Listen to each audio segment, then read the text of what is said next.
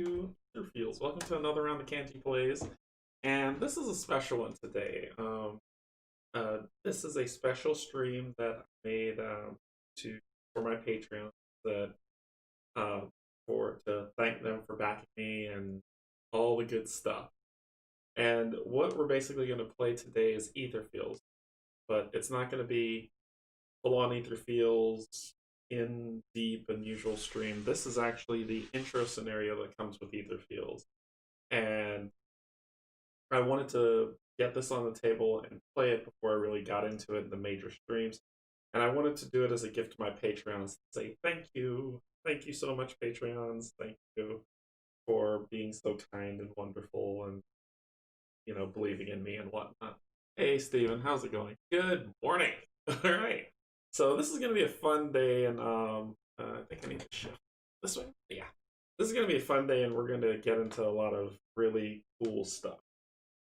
I read the rule book for this game. The rule book for this game is a lot. It's a lot to take in. It's walls and walls of text, and this is the rule book, right? So it's walls and walls of text and subtext. So it's like, this means this unless it means that, but it could mean this. And you know what? Don't even worry about it, because the game will walk you through everything you need to do. I'm like, boss. But I went through the tutorial book, and it gave me some insight, but I was really confused on a lot of stuff. However, it did say that the tutorial. Life's going great. Super excited for this game. Yeah, I am too. It did say that the tutorial will walk us through what we need to do, and the game will build us up and then teach us what we need to. So we start off small and we keep growing up. All right, let's get some information, my lovely, lovely Patreons, and then let's get down to the table and see what's what. And I've already got some stuff set up. I've already picked the person I'm going with and all that other stuff. Okay. Etherfields, 8.8 so far. Thematically, 317 out of the 10 billion that's there. The game came out this month, earlier this month, and it says it's best play 2-player. I don't know, because we're gonna get into it, and I could probably give my thoughts on it after. But for right now, let's believe that. It says it's about an hour and a half to 3 hours. Wow. We played longer, so that ought to be fun. This is all brand new for me too. So you're enjoying this, I'm enjoying this, all the good stuff. And this is by Mikhail Oraz, published by Awakened Realms. So this is a game about dreams, and how I understand it, it's you and the story. When we go through the story, it'll back this up, but you awaken in a dream. You don't remember who you are, you don't remember why you're there, and you're basically building the pieces of the puzzle together to understand what happened, or why you're here, what's your mission, what's the purpose of what's going on. You will encounter these things called entities, which are enemies, right? But you don't know why you're encountering them. You're unsure, but you are, and they're trying to beat you up. You'll have to take these actions using your influence, and these actions comprise of these 3 types.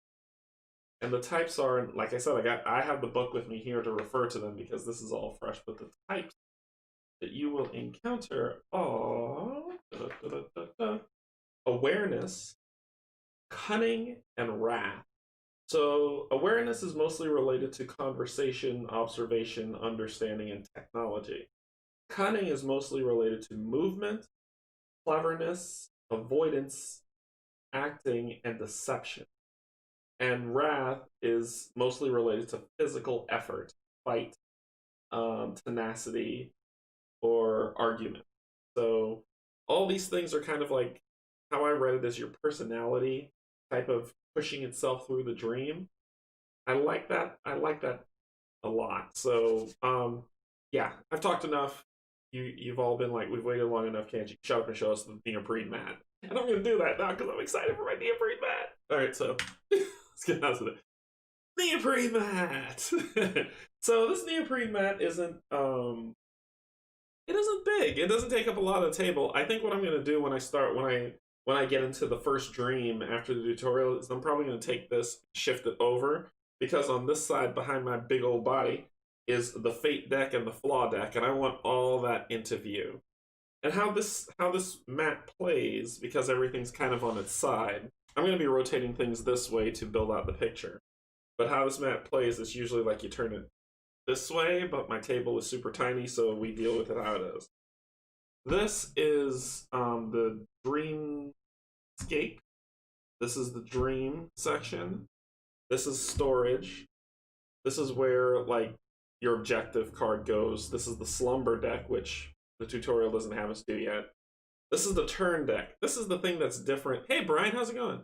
This is the thing that's different than any other game I've seen. The turn deck starts face up, and you pull things, and as you pull a card off and you put it face down, like time has elapsed. So now this is your discard when it's face down. So you'll know what's coming. You'll always know what's coming, so you can plan ahead to see what's happening. And it might be how they set that up. Hey Jason, how's it going? Brian, Jason, Steve. All right.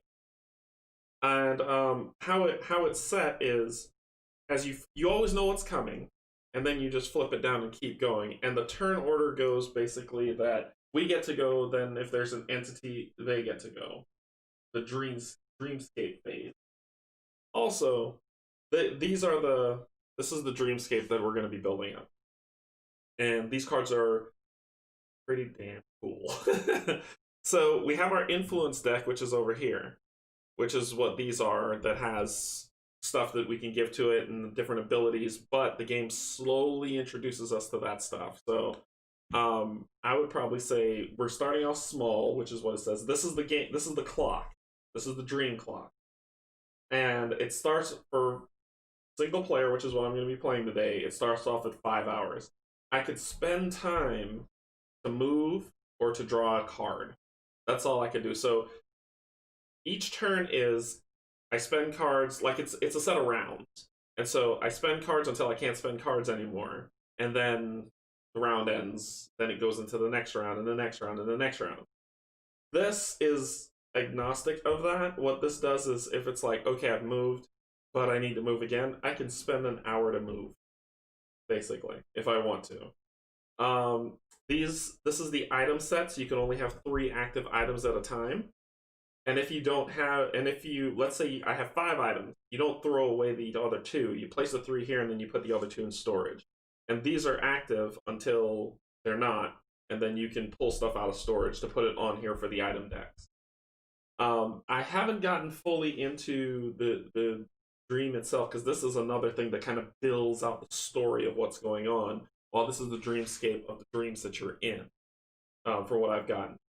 Flaws, fate deck, the game will explain all of that, but that's the stuff you need to know getting into this. Okay. Alright. Okay. It says, and the book says, for your first dream, grab the 101X card, and let's hold this up so you can see it. So it says 101X on here, and it says, gate to the first dream. What is this strange world? Hint, it will be easy, simple, and short. No puzzles, no challenges, just a quick basic training and a bit of story. The district, that's where that dream board is. We're not in a district. We don't need to enter anything. And then it says setup. Take all the I01 secret cards and tiles. Reveal the setup tile. You don't have any mass or items yet. Turn deck 12. So what the turn deck means is this is how long you have before you fail. So I have 12 turns, not rounds, turns, to get this thing done. Well, they're rounds, 12 rounds, to get this done, or else I fail. The introduction says, read this part of the dream book, S450. And that's what we're looking at. And we could flip this over, and it just says what our goal is. Learn the basics of the game, with a big smiley face. Special rules. If any dreamers die in this dream, resolve story number 922. If I run out of turns, resolve story 425. So, cool. That's our objective. Alright, so let me get the book of bookiness. and go to 450. And this is a book for your life. It looks thin, but it's full of story. Let's see, I'm going to 450. Who are we? Why are we here? These are things little Sebastian didn't have to answer. I always think of that whenever I hear the who are we. Okay. So 450. Canje voice coming up. Abyss. A dark, cold rift. We crawl out from it. We're not sure. We don't remember.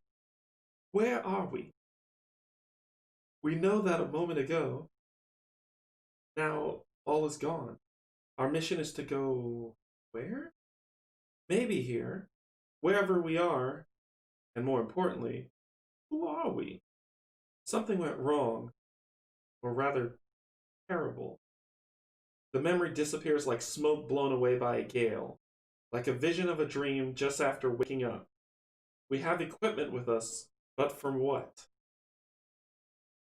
Everything works differently here, breaks down, turns into scrap at a moment's notice. If we lose sight of something for a while, it changes immediately. We hear birds. We smell the wet earth, like after the rain. Petrior. You recall the curious name of this scent. We remember we wandered through a maze of forest paths, but we're still in the woods, probably for a very long time. Dirty, torn clothes, sore muscles from a very hunger and fear? Something wanted to catch us. We barely escaped. We have to get some gate? Fog rises from the steaming earth. Golden rays of the setting sun shine behind the trees. It's getting cold. Finally, we reach a lee in the front of a rock wall with massive gates. Gates are closed. There are 3 locks, each with a symbol identical to the pedestals next to it. A leaf, a wave, a padlock. A small tree grows on the first pedestal. A large padlock is attached to the second one. On the third is a stone ewer from which water flows. It seems too simple, but well, maybe some things might be actually simple. Maybe the beginnings are always the simplest. Let's practice the basics then. And it actually tells you, like I said, it walks you through setup. This is the start of a dream. Place the dreamers in space. So we're going to get out the setup card, and I'll be throwing on and off my glasses. So this is the setup card. When we flip it over, there we go. Right. So, there you go. So there's that ewer with the water pouring out of it. There's another pedestal with a tree. There's a pedestal with a padlock. This thing here is our starting area, and since it's in the center, you can start here or here. All right. Now there's a lot of stuff on this card, and I'm going to take a quick pause 1 second just to tell you this.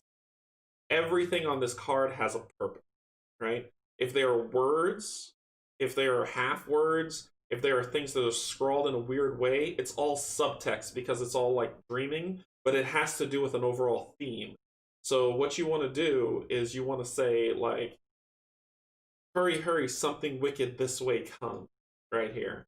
That has meaning. Everything has meaning in this game. So the book said, don't pass anything out of hand. Everything means something. So on top of here, it says, you see this, it says, check the yellow altar. I'd have to spend 3 of this symbol, which is cunning, per player. So if you're playing 2-player, you have to spend 6 here. If you're playing 3-player, 9. If you're playing 1, 3. You know, that's how it goes. So that's what you have to do. That's what that symbol means. This is awareness. So I have to spend 6 awareness to check this altar. This is wrath, the red. I have to spend 6 wrath to check this altar. Over here, I could spend 1 awareness to gain 1 gem. And those gems let me reroll dice. And then you see this over here, I could try to open the gate. And that's a free action. So that's what that means. And in here it says A2 at the top, so it goes in the A2 square here. Like that. And this, and I've chosen, and let's take a pause to introduce my mini. I've chosen the Reaper. The Reaper is the 5th player expansion that shipped with the game. So there's the Free Spirit, the Gambler, the Mechanic, and the Tough Guy. And this 5th player one is the Reaper. So with the 5th player, basically they made the game 5 players, but I chose to go with this one, the Reaper, which probably everybody else will choose another character that is core to the game. I just wanted to try something different. And there's nothing. This is just their game board that's here, right? But this is how you lay it out. So their discard pile goes here, their progress cards go here, and the deck goes on this side, which is why you see her deck that's here, which is this. And this is the art on the deck for the Reaper. And this is her influence deck. So this is a deck builder. So these are the cards that she starts with. Cool. This is her mini. For people who will paint this thing, I am jealous of your skill. So that is her mini. And we're going to place her mini here. Right? So it said, this is the start of a dream. Place your dreamers in the space with this symbol on it. There are 2 spaces, so you may choose freely. There won't be much going on for now, and the turn cards will be used only to count turns, which always start with a draw step. There isn't anything in the dream that uses movement or performs morphing basic special effect. The dreamscape will be empty. Let's look around. So this is the turn deck, and remember, I do shuffle for shenanigans, right? So I'm going to flip this over. Oh, Fear the Reaper. So I'm going to flip this over and shuffle. These cards feel really good, but I can tell that they'll wear if you're not careful and sleeve them. I'm not going to sleeve them because you'll get that reflection when we play. But if I, take it to, once we can go visit people again, if I take it to anybody, I'm going to sleeve them. So we'll shuffle them up. All right. So this is the first card that says current turn steps. So on their turn, it'll roll movement, basic effect, morphing, and then discard this card. It says loot. The team resolves if I loot, it resolves some stuff. So there's no looting. Game doesn't want you to do that yet. It's just teaching you how to play. All right. Like I said, wall of text. You see 3 pedestals. On each one, you will practice different actions. The green one is simple. Is a simple action which costs of 6 influence. The yellow is an action of 3 cunning, but you have to pay it as many times as number of dreamers, which is what I told you. And the red is assault. Is an assault action which costs 6 wrath. The assault action might be performed in assault range. The base range is 1, which means an adjacent space. So if I'm here, I could do an assault that's over here. I don't have to be on the space if I don't want to. Additionally, the actions on the yellow and red pedestals have this the stop sign icon, which means when they're resolved, you're done. You can't do it again. That's basically what they're saying. Look again at the action in the lower left corner, which is this one. It says gain 1 crystal for 1 awareness. There aren't any limits to how many times you may perform it. Treat yourself to all these crystals. Discard with 1 or more intent to gain a crystal. So here, per crystal, per awareness, I gain a crystal. And so these crystals are what these blue ones are over here. I can pull them and I can make use of them. All right. In the lower right-hand corner, there's a free action. I already talked to you about all this because I read ahead. I read. There's also a wall. Note that you can't move through a wall or measure range through it. It's an impassable barrier. That's this. You see this little weird, this golden sliver? So I can't go from here to here. I have to go around. Now the first turn begins. Draw 4 cards and do something. Cool. Okay? So, a lot to play with. So let me shuffle this, because this is my deck of many things. And you can buy cards from the shop to add to your deck to build your deck up. Now, interesting thing about this one.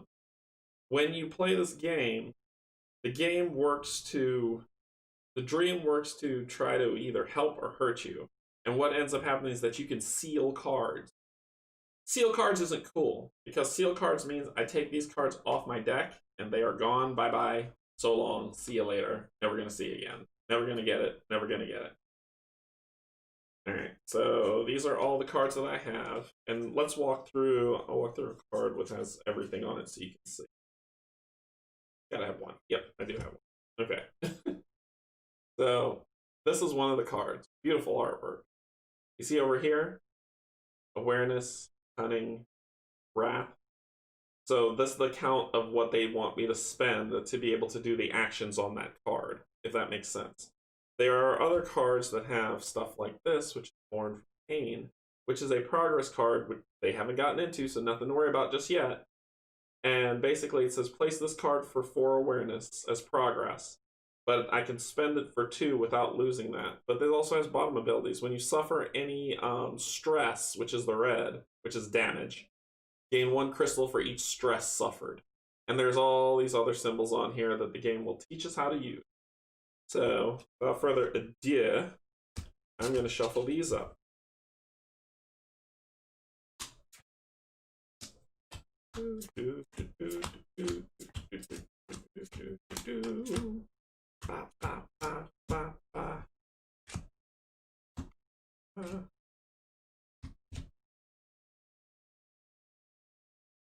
Is it all making sense so far? Are you all like, we want to see you play, Canje, shut up?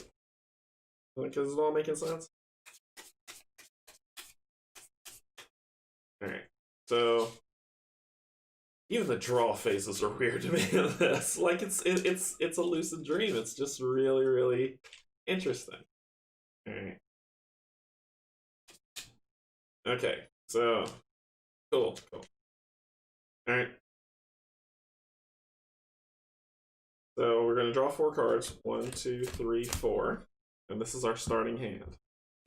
I have so many possibilities. One with the shadow. I'm getting it, I think. The dreams sometimes don't make sense. One with the shadow, and remember, we're going to ignore this right now. Effort. I'll do it no matter what. This artwork is gorgeous. And that's my 4 cards, and then another one of them. Alright. Okay, so this turn, we are going to see what we can do about this dude. So let's test where we are. It costs 3, so this one happens to have a 2 on it, right? Really, can't wait to get my auto lens set up. This one has a 2 on it. And this one has an or, where it says, you see, it says spend 1 awareness or 1 cunning or 1 wrath. I'm going to spend the 1 wrath that's on here to make it 3. And I'm going to discard those cards, put them in my discard pile over here, but I'll put them down here because you can't see over there. So I'm going to spend that to do this because it says 3 per player. Since it's just me, 3. If I play 2-handed, it's going to cost 6. So 3. So I spent 3 there, and it says check the altar, read story line 159.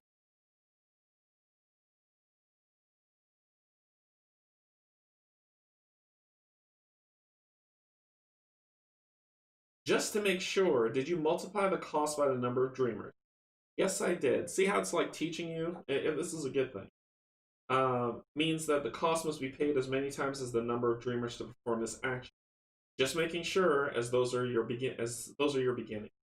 If you're playing alone, the cost is 3 times 1, so it would be 3. Nothing changes, so on and so forth. Additionally, as this is a gradual action, you may pay the cost in step. That's right. So it means you don't have to pay it all up front at once. Of course, if you have enough intent, which is the influence cards, you may do it and use this action.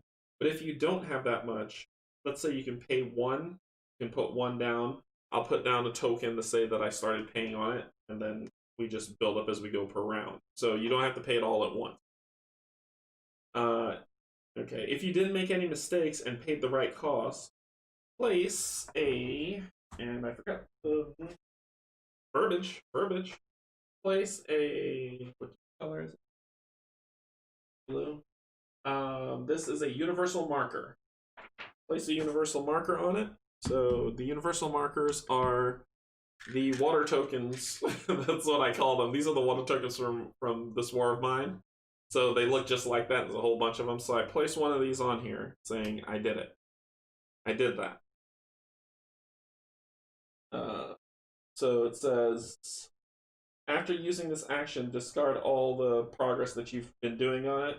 And if not for the... So I could keep doing an action if not for that cancel symbol. You would be able to do it again and again and again. So what we do is we also now add a cancel symbol, which are these guys here.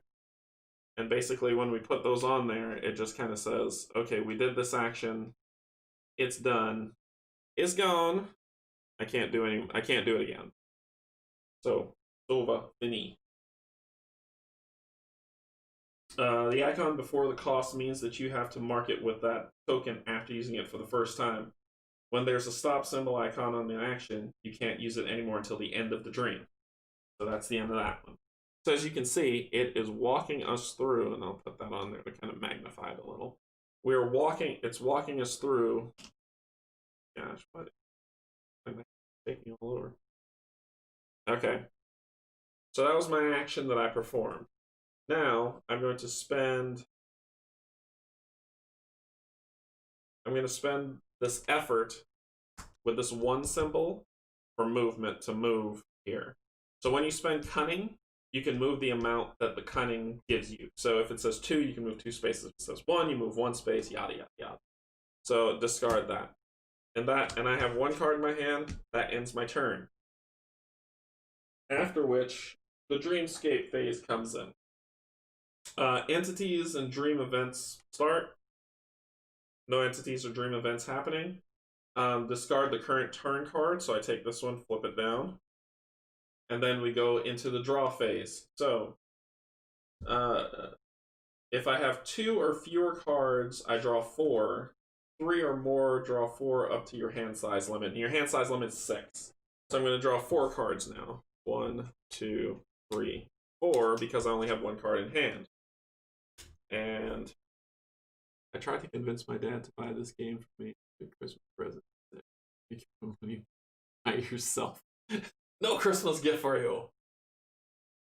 So this is the card I left over with and had. I've got Hurry Hurry, which is 2 cunning, 1 wrath. Another Hurry Hurry for 2 cunning, 1 wrath. Another So Many Possibilities. And a Thoughtful Moment, which has 2 awareness, 1 cunning. So that's the hand. Alright. So I'm over here. It says I need 6 awareness to seal this one.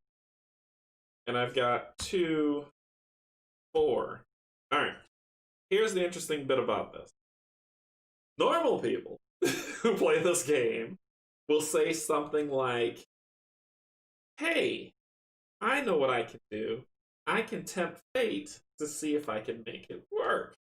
And what that means is, I can take this lovely die that's right here, and let me zoom in on it.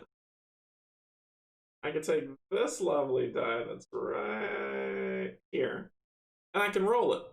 And if I roll it and I get this symbol, I get one extra success, 2 extra successes, a miss, 3 successes, another miss, hey, and another miss. So there's 3 chances for you to miss on this if you roll this fate die.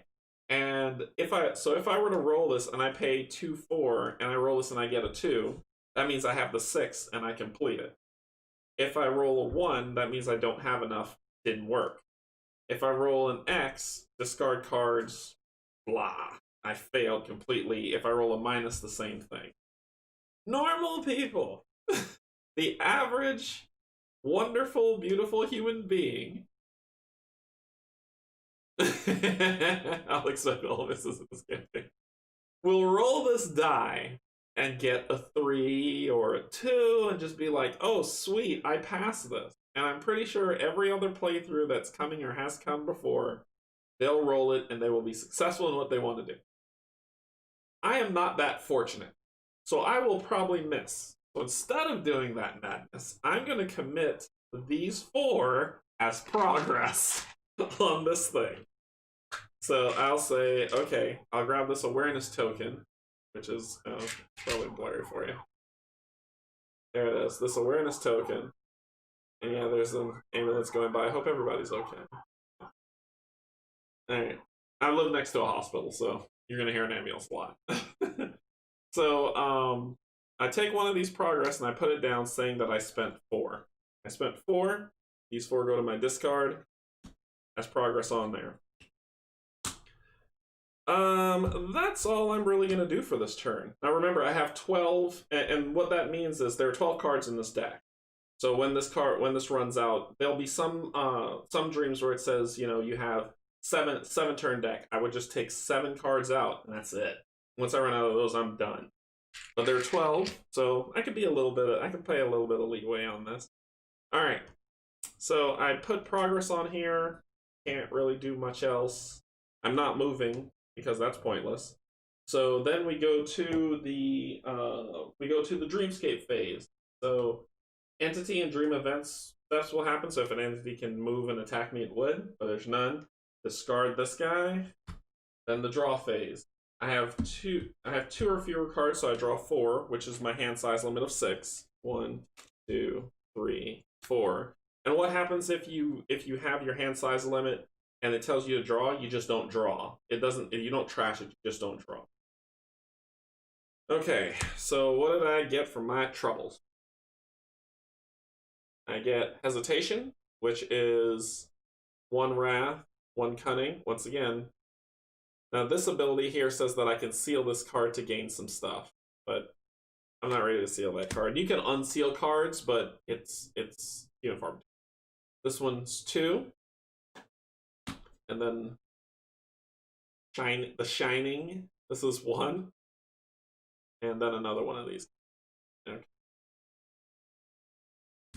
So my turn. Alright, I have 4 on there. I'm gonna spend this 2. To make it 6 to complete it. We discard this token because we've completed it, and we're going to read 332 in the Book of Goodness. 332. You may try again.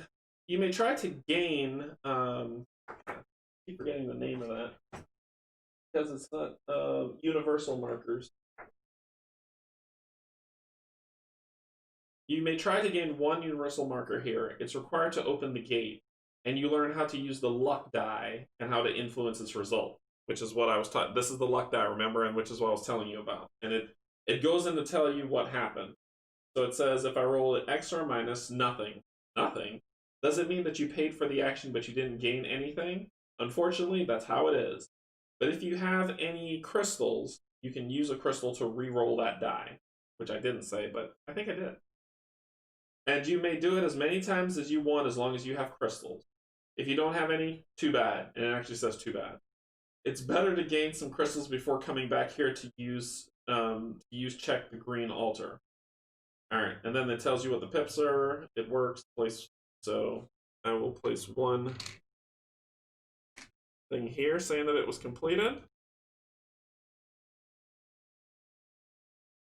There wasn't a stop icon here, but sometimes it's hidden inside the action. Many additional effects may take effect inside this script. Cool. And it says block the action. So even though basically what it's saying is that this didn't have a block on it, but the script told me to block it, so I follow the script instead of saying what the cards. Alright, cool. So that was that. Now, let's see if I can get somewheres. I'm going to use my movement to move 2. 1, 2. And that is that round. I'm not done yet, though. I'm going to spend... Because you basically keep going until you run out of cards, and then that ends the round. Or the turn. Um, yeah, why not? I'm gonna spend the so many possibilities, the one awareness, to gain one crystal.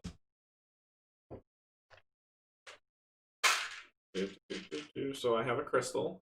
Pretty, pretty, pretty. That'll go there for my rerolls when I need them. And that'll be that for me. I'm done. So the dreamscape phase entity does its thing, which is on the card, then you flip the turn card down. I have 3 cards, so I draw up to my hand size limit, which is 3 more, which makes it 6. And my Reaper has a really cool ability, which I didn't show you. So let me show you. I thought ambulance. So this is her cool ability. As long as this card is on the top of my deck, you may perform the action below. So basically, a crystal. Discard this card and gain a number of wrath equal to your stress. So I could spend 1 crystal to this, and this is on every single one of my cards. So I have a crystal, so if I need wrath, equal to your... So if I have 6 stress, I spend the crystal, and each wrath will and then I'll get 6 wrath because I have 6 stress, or damage, is what it's saying, as the Reaper. Alright, so what did I get from a fun? I got the Reaping. Hey. Okay, so double wrath of your current action, then flip this card. Interesting. I haven't seen flip this card before. That's new for me. Oh, is that the cost? I don't know. We'll figure it out. So 2. Pretty tough is 2. You got another effort. And it says if I take 1 stress, I gain 3 wrath. Stunning. If you are in the enemy space, gain a crystal. Huh. And then I could seal this card to gain 3 wrath if I need to. And the reason why I'm saying that is because on here we've done these 2. This one's not really something that needs to be done, but we need to come over here and do this one, which is getting 6 on this assault. And I've only got 4. But if I seal this card, that'll be 3 and 3, which is 6. And sealing the card means losing the card, right? When we seal cards, this game has an index. Yay! Sealing influence cards, 14. And we will learn as we go. We will learn as we go. Good. Sealing cards is one of the most common negative effects in the game. It removes a number of cards of your influence deck until you find a way to unseal them. Seal X cards, reveal X influence cards from the top of your deck and place them in the seal pile. Seal cards are unavailable until you manage to recover them through an unseal effect. That is what it is. So when I seal, so when it says seal this card, seal this card, then I basically lose this card from my deck until I'm able to unseal it. Blurg. This one I could just... Ooh. This one could work. I could do this. I can take 1 stress to gain 3. So I could do 3 and 3, which will be the 6. And there is a lightning symbol on there. Once again, we're learning the game together. There's a lot of fun in here. So let's see. They show you the breakdown of cards. I just want to see what the lightning symbol is. It doesn't say. Sweet. Action effect. There it is. So action effect off. So that's what it costs me to play this action. But it doesn't say what the oh, the cards bearing the lightning icon are an exception to this. Okay. Unless specified otherwise, you can only play influence cards during your round of the Dreamer's phase. The cards bearing the lightning symbols are an exception to this rule. They can be played during other Dreamer's rounds or during the Dreamscape phase. Okay, they're instants. They're instance cards. Gotcha. So the lightning means that if an enemy's coming for me, I can be like, "You've triggered my trap card!" and just throw that down. Okay. I'm going to, because remember you can do assaults from 1 space away. Gotta move. I already got one crystal. I could gain another. I'm going to spend this one to move here. Because this is an enemy spawn point. And I feel this game's going to set me up. Then I'm going to spend these 3. I'm going to take 1 stress, which is the red water tokens. Bad water. And I'm going to take 1 stress and gain 3 wrath. And then I'm going to spend the other 2 here to make it 6 and discard this. Which, when that happens, check the red altar 234. Story upon story upon story. I'm considering making an app like I did for, like someone else did for this War of Mine, so you don't have to keep doing this and you can just pull up the app and do it. Someone likes Yu-Gi-Oh! If you're here, it means that you tried assault, a rather violent solution to problems. Remember that the assault action and the contact action can be used from a distance. The basic range of the action is stated on the basic actions, and it's 1. But many cards may increase that range. Do not forget the effect of your action. Place a universal token here. Seal that bad boy here. And don't forget to block this action with the 0 token too, as there is no, it means the action is only a one-time use. So I search those 3. Then on here, remember I told you that there's the door, but it's a free action because it says 0. If there's a number on here with like an oval around it, that's how much actions it takes to do that thing. Since this is 0, it's a free action. So it says try to open the door, 823 as my free action. 823.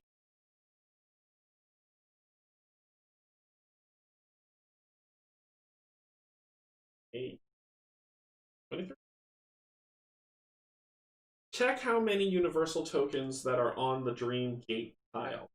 If there are 3 of them, discard them and reveal the Z tile and resolve storyline 173. If not, the door won't budge. Do what you got. Keep doing stuff. So, remove these, as it said, and reveal a new tile. Reveal the Z tile. That's this guy. We're going to look at this beauty together. New tile. Ready? Ba-da-da-da-da.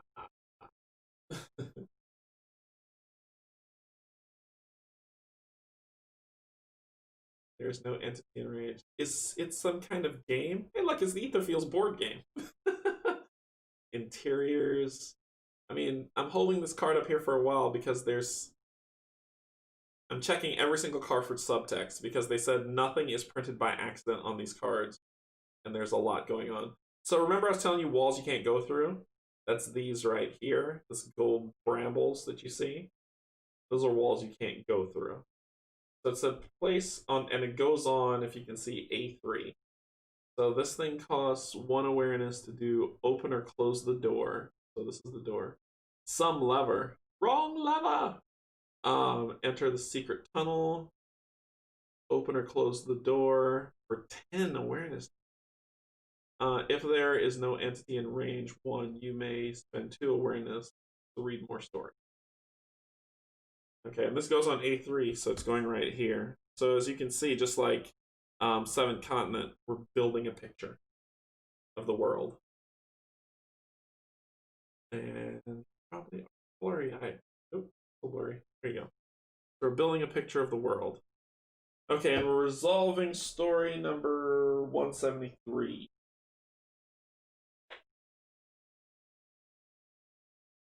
If there's a game that avoids me from rolling dice, I'm going to avoid it.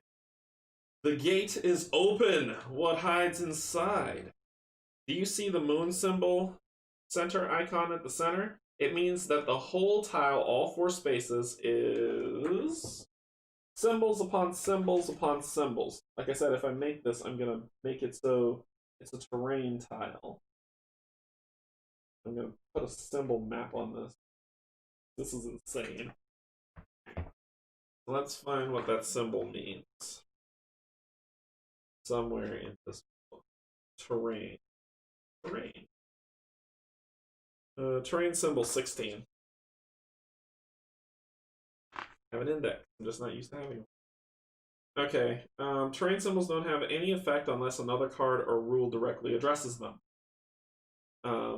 When a terrain symbol is at the center of a tile, all 4 spaces on the tile are considered as having that symbol. Cool. You want to tell me what they mean? If a terrain symbol is on the line between 2 of the spaces, both spaces are considered having that symbol. Terrain tokens placed in a space, 2 space, or tile follow the same rules as terrain symbol. Okay, it's nighttime, because that's what it looks like. It looks like a night symbol. Night symbol, night symbol. We don't have to show it. Alright. If the icon were smaller and between 2 spaces, it would mean that only those 2 spaces have that night symbol. If it were smaller and only in 1 space, only that space would be with the symbol that it has. But then, something happened. Before you manage to take a step in, something emerges from the forest. Resolve story 257. We're jumping around. Fight time! Let's see, what do we got? Reveal tile Y and spawn 1 human shapeshifter. Tile Y. 4 tiles. Wait, did I do that right? 257, right? Alright, I gotta trace back to make sure. 823. This is why I need to make that app. 823. 823 says reveal 173. 173 says reveal 257. 257 says reveal tile Y. Okay, cool. Tile Y. This is tile Y. Something wicked this way come. Something wicked. Use human shapeshifter. Assault. I spend 6 wrath per player, and I don't kill it. I move it back to its starting position. It's a dream. I don't kill it. The simplest creature in the world of dream. And look at the picture, man. It's just crazy. So remember the turn order? This is the fun stuff it does. So blue, no effect. Yellow, each dreamer in range 1 suffers 1 damage. Each dreamer in range 2 seals 2 cards. Ah, no! Okay, so this goes into my threat area, which is this guy here. So this goes here. So that is where it falls. I was holding these here, but I could put these to the side. Okay. Okay, cool, cool. And the human shapeshifter? You guys get to see a mini. A mini of minis. I did not invest in the, like, plethora of minis that came with the game. I just got the base set. And here you go. Yep, this is you, the shape.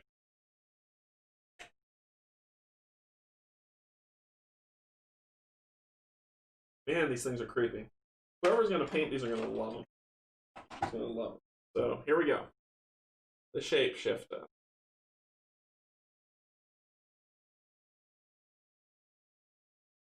Yay. And for people who did get the box, you probably got an even better mini than this for the shapeshifter. So, pop. There he is. Problems. Okay. Spawn 1 human shapeshifter. Spawn, it means place 1 miniature in the spawn space. There is only 1 spawn space in the current Dreamscape, so this is so easy. There is no flavor text to this time. Treat this script as an active pause. A possibility to learn more about your enemy. Tile Y is an entity tile. Place it on the entity slot.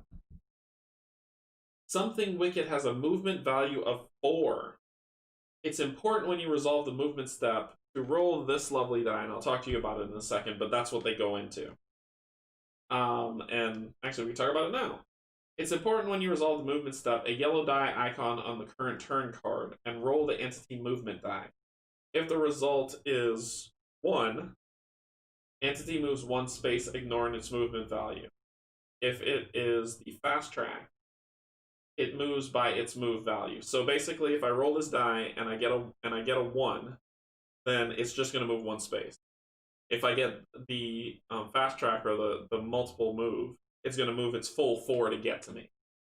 Um, if the result is a plus and a move, it moves by its movement value, and you have to roll it again. So if I'm far away and I roll and I get this, it'll move 4, 1, 2, 3, 4, and then I roll the dice again. So if I get this again, it'll move another 4 or another 1 type of thing. And that's what's on this die. It's either one movement, its full movement, its movement plus another roll. So dice rolling no matter what. Yay, fun. Let's see. To remind you of the rules, entities always move towards the nearest dreamer unless stated otherwise. If there are several dreamers in the same range, you may decide which one is targeted by the entity. You may also use this to save your wounded companion from certain death, lure the entity to some spaces, or perform other tricks. What happens if there is no valid route toward any dreamers, or if the entity already is in a space with the dreamer? It simply won't move. So there's a door. This thing says close the door. This thing says some lever. And this thing says open or close the door. So I need to somehow get to one of those. Alright? Yeah. If you spend a total of 6 wrath multiplied by the number of dreamers, you activate the assault effect. In this case, you relocate the enemy to its spawn space. Remember that relocate is such a better movement because it doesn't care about walls. Relocating is something like a teleport, but relocating to any spawn space won't help you much at the moment because we have seen that there's currently only one spawn space in the Dreamscape. So each time you perform the assault interaction, you teleport the entity back to its spawn space. Oh, there's more, and that's what it says. See 248. 248. Wow, walls and walls of text. Below interactions, there are 3 entity effects that this entity performs in a Dreamscape. And I already told you about that. This is morphing, basic, and special. As you can see, they correspond to the steps on the turn cards, which are these 2. When the dreamer finishes their actions in each turn, the dream phase takes effect. Resolving the current turn card, resolve all steps from the current turn card in order. Yep, so you go top to bottom. And the second one may be basic effect, movement, each turn. Oh, so it's just kind of breaking down how it goes. I've already told you all this stuff. Oh, here we go. This is important. So that's movement. Each turn is different from the other. This entity has an empty morphing, as it would make it too powerful otherwise. Later, if a specific entity doesn't have some of the effects, treat them as if they do nothing when they should be resolved. The basic effect is something that is performed most often, and is generally an effect that harms nearby dreamers. In this game, if any dreamer is in range 1 in the same or in an adjacent space when resolving the basic effect for this entity, the dreamer suffers 1 stress. If you don't remember how stress works, consult the rulebook. In short, if any dreamer suffers 8 stress, they die. And it won't be anything pleasant. 8, that's your health. The special effect of this entity has an even greater range. 2. Remember that it may be counted in any direction but not diagonally. A space connected diagonally is in range 2, 1 space vertical, 1. Oh, so what they're saying in long text is that if I'm here, it can't say like, okay, you're 1 away from me. It has to go 1, 2. So think of KDM rules. Whenever you're doing attacks, or movement, you can only move orthogonally. You can't move diagonally. So it can't go here. It has to go here, here. And when we're attacking, the attack range has to count. It doesn't say, okay, I'm diagonal to it so I can hit you. It has to say 1, 2. And that's what that's saying. Okie dokie. So whenever you're sealing cards, you pull them straight off of here and you seal them face down. Both stress and seal cards define how tired, discouraged, and wounded your dreamer is. Look at the turn card and check what the entity will do when you end your dreamer phase. If it doesn't look so good, keep a safe distance or attack to repel the monster for a moment. You have only opened the door and revealed 2 tiles. And so many things have changed, and that's not all because you might have overlooked something. C251. Good grief, man. Did you notice that when the gate opened, you unearthed a new space with 2 new map actions? Difficult choices await you now, right? To enter and check if there's something that can help you or go back, see around the wall and check the new space outside the grotto. But what about the dangers behind you? It's still early in the game, so your options will be presented here a little here as a little deviation. Deviation? Did you mean deviation? Run into the grotto and perform the action at the end of it. Close the door. Run into the grotto. That's this one. And perform the action at the end of it to close the door. Oh, it's telling me what to do. It's cheap to spend 1 awareness. It's almost nothing. But if you close the door from the outside, how will you get inside? Maybe through that nearby secret tunnel. The situation is exaggerated and stupid and obvious, you might think. Maybe you're right, but don't you think the first dream shouldn't be too complicated? Maybe there are other options, but do what you want. The door won't close itself. And that's a wall of text. So basically what it's saying is, ah! That's basically what it's saying. So what we're going to do is I need 4 movement to get to that area. Oh yes, I do. And I have 4 movement to get to that area. So I'm going to move 1, 2, 3, 4. And discard these cards. Because I don't want to seal any cards. I just don't want to do it. Not going to do it. Okay, so I got nothing else I could do. It goes to the Dreamscape phase. Let's pull this card up and talk about it because I haven't shown you all of it. So this is the current turn step. He's going to special effect. He's going to basic effect. And then he's going to roll his movement die. And then discard this card. That's what he's going to do now. And then it says loot. Each dreamer may only once suffer 1 stress to gain a universal card. I don't need to at this point. So he's going to do a special effect. Let's get that up on the board. His special effect is this red bottom one. Each dreamer in range 2 seals 2 cards. Where am I on? I'm here. So he's here. So 1, 2, I'm not in range. 1, 2, I'm not in range. So I'm safe. So he does that. Nothing happens. Then he does his basic effect, which is the yellow. Each dreamer in range 1 suffers 1 stress. 1, 1, I am not in range. And then he rolls his movement die. Hey, hey, hey, you get to see me dice roll. First dice roll of the game.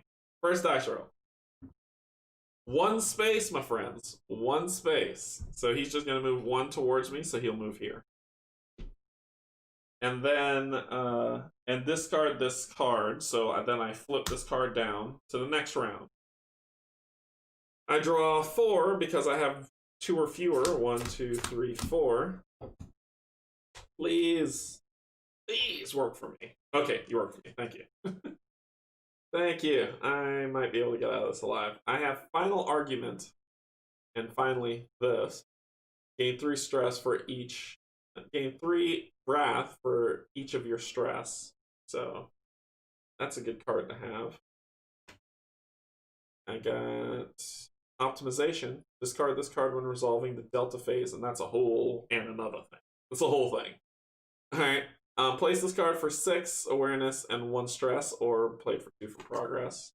Inner light 2 progress. I don't need to light it up. Adrenaline rush. Look at that thing. Oh my gosh. What's this guy doing? He's gonna die. Seal 2 cards to cure stress. You may gain 1 flaw card to cure 2 additional stress. Flaw cards, not good. Nothing about it's good. That's where we are. Alright.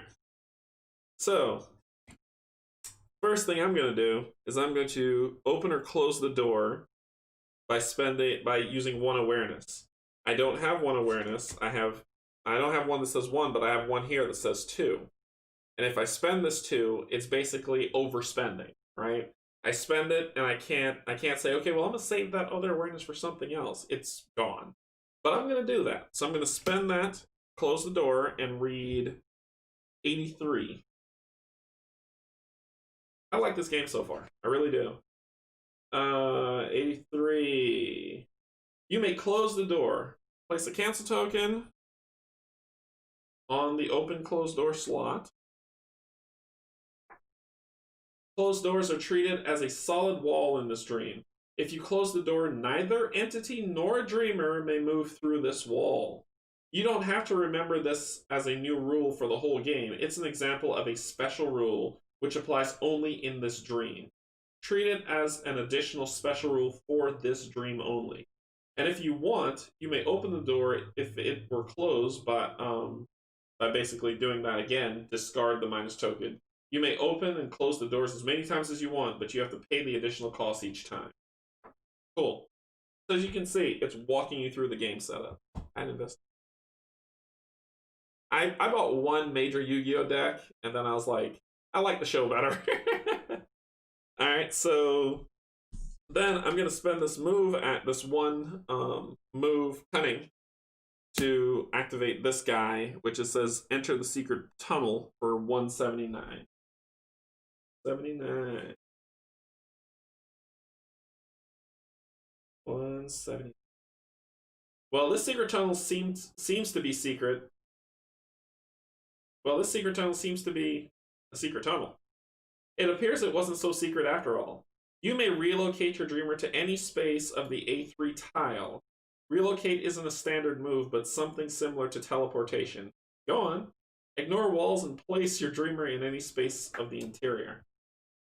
I'm gonna go here. Next to the board here. Yep, I'm gonna go there. Because I have 2 to spend there. Okay. Cool, cool, cool. Cool, cool, cool.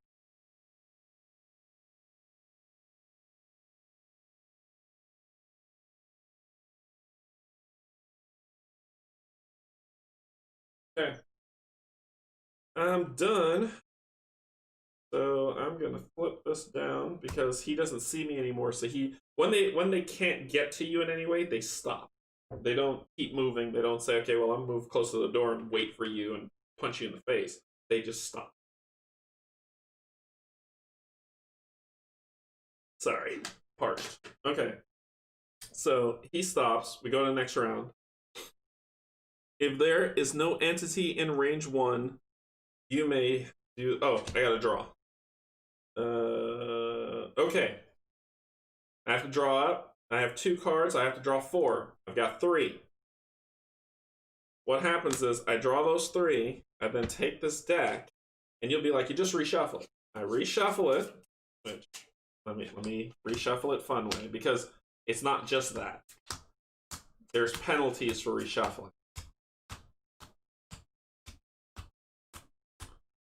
So I reshuffle it. And not Gloomhaven penalties, but a penalty. So I reshuffle my card. I draw my 4th card. And then I suffer 1 stress. Every time you have to reshuffle your deck, you suffer a stress. So I'm at 2 stress, so I'm down to 6 health. Alright, and I drew, let's see what the final cards are so you can see them all. So many possibilities. Slap. Cold-blooded. Any dreamer may reroll their roll, so 1 or 2 wrath, which is cool. Hesitation, which you've seen before. Another slap, and then my other 2 that I had before. Cool. So I got my other stress. And remember, I have 8 health. Now I'm down to 6. So if there are no entities in range 1, you may spend 2 awareness per player. It is some kind of game. So I'm gonna spend. Ooh, this one's a 10 though.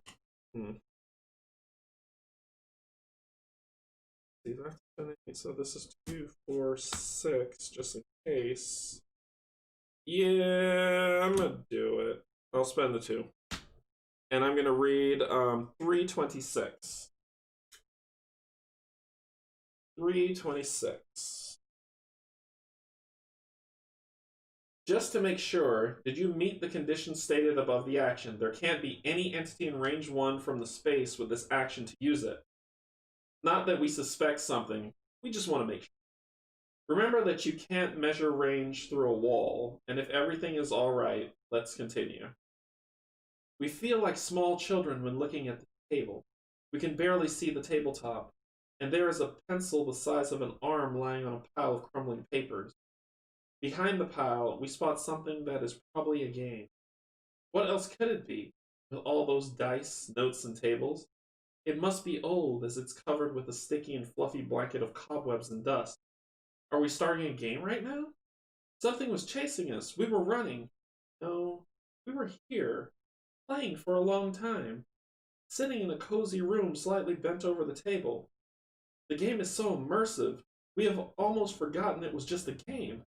We look at the box again. Release date 1937. It also says subscribe. Please subscribe to Canje Studios. What? No, but it says release date 1937. Many wires and cogs stick out of the cardboard covering more writing. Let's have a look. This is not an ordinary game, but a mental device that tells a story about the players who play the game. They need to find something they lost long ago. What's all this? A game about players playing the game? A device? Nonsense. It's just an old, simple game. Although, reveal title V. Tile V. Tile V. Yeah, I like it too. Alright, then we will flip. So it goes on B3. It's a knight, because all of it's in knight. 2 wrath, the loose boards, look under there. 3, what is behind the curtain? And 1, let's check this. So there's a lift right here. So all these different things that are happening. And the picture continues to grow. So if you can see, the board game, actually, that open space that's on the board game, like what we have, it's like it's mist and cobwebs actually flow out into this board, which is pretty cool. Okay, so I'm going to spend this guy to move 1 here, and then end the round. Oh, you know what? I did screw up, because this had a dice roll. He would roll his 4, but he would be stuck at the door. And then this one, he can't get through the door, so it doesn't matter. Alright, so the next turn. I'm going to spend 2 to look at these floorboards. I'm going to spend 2 per player to go to 181. Oh, it says before, reveal tile 5. You'll be fine on your own from now, right? By the way, probably some of you have already reshuffled your discard piles. Did you remember to receive a penalty for this? If not, remember the reshuffle rule in the manual, which I did. Alright, so we're revealing 181.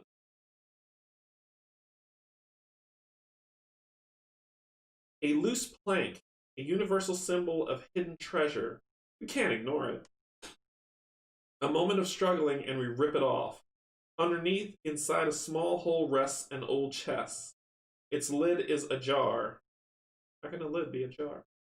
Letting out tendrils of mist. When it thins out, we notice some curious items inside.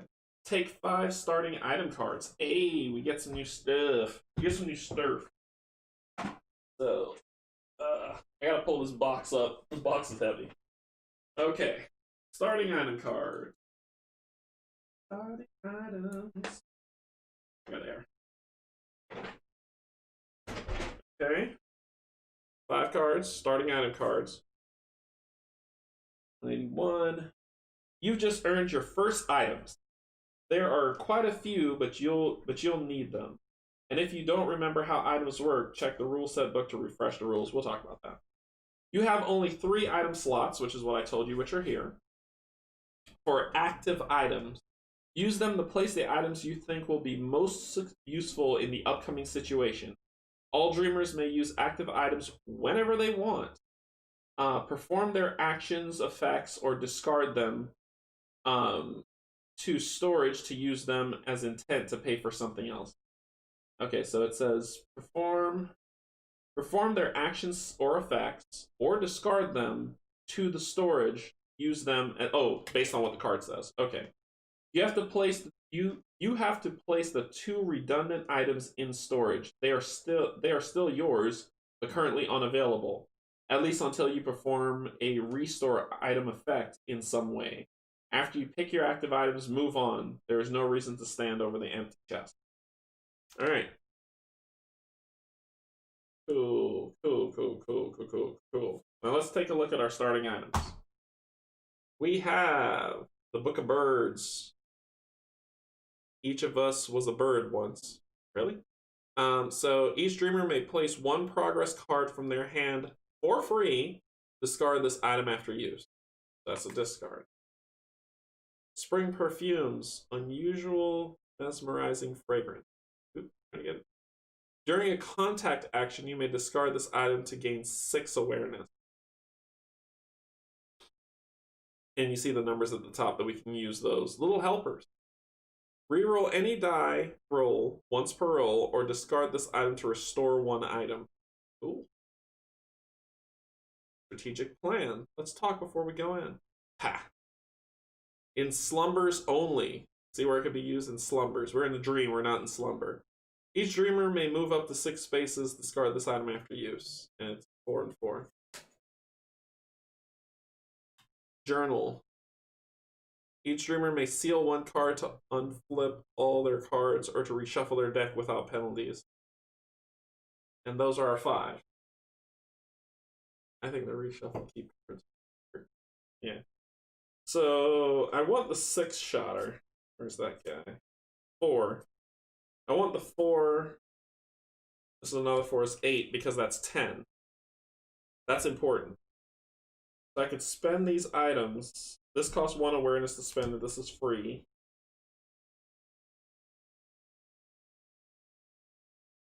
This costs 4 awareness to use, so I'm going to put that in storage. This is a reroll during a contact action. So let's talk about contact actions. Contact is the answer. 9, 11, and 12.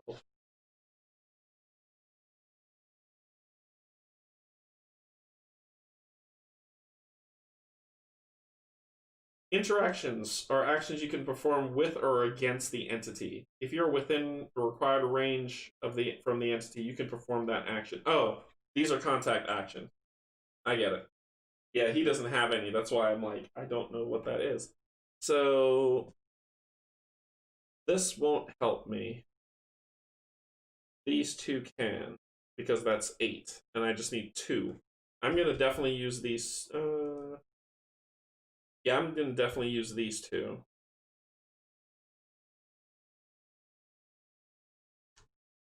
Because there is no discard, it just gets used.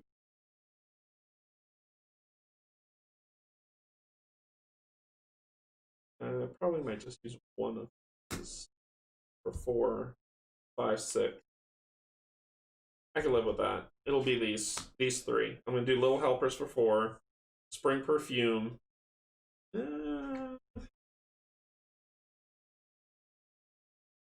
Forcing baller. I'd probably say.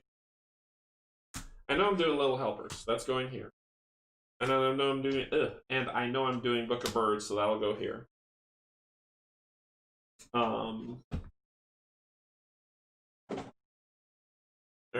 I will probably do, because I can only do this in slumbers only. Each dream may move up to 6 spaces. Discard this item after use. Movement might be helpful in the future. Each dream may seal 1 card to unflip. I'm not really going to use those. I'm going to put this here. So I'm doing the journal, which is 2. The Book of Birds, which is 2 cunning. 2 awareness, 2 cunning, 4 awareness. And if I do that, I'll have 6 towards that 10, which means I need to come up with 4. And I think I have cards that could get me there. All right. So I got that. Then it says...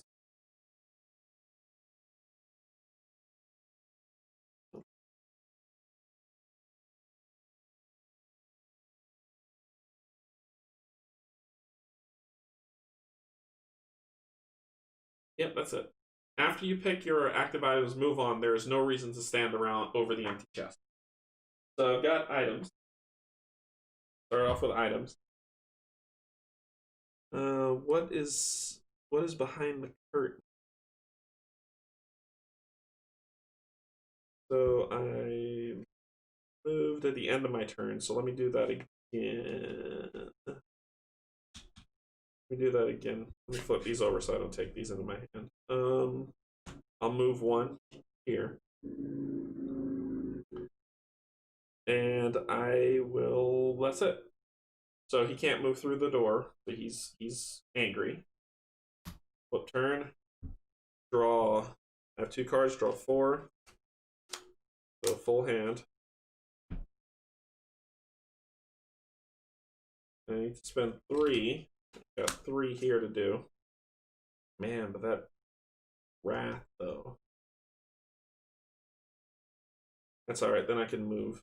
So I'm gonna spend 3. 1, 2, 3. What is behind the curtain to reveal card A?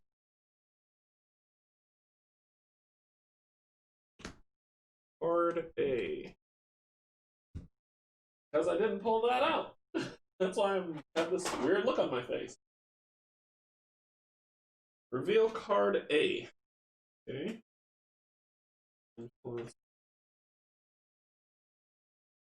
I didn't even open that deck yet. I did not even open that yet, so I need to do that. Here it is, 101A. So we're going to be opening up a new box of stuff together. I probably should put this over here because I'm bending the box. There's a lot of stuff in here. This also has like market cards where I can upgrade. And there's 101A, B, C, D. So those. I'll put these back because we're not going to cheat. We're not going to cheat. Okay, 101A. Oh, let me get it up here. This is what the card looks like. Do you know who you are? Resolve story S313. Next time you check the lift, add +10 to the script number. I didn't check the lift, but sure. Reveal story 313.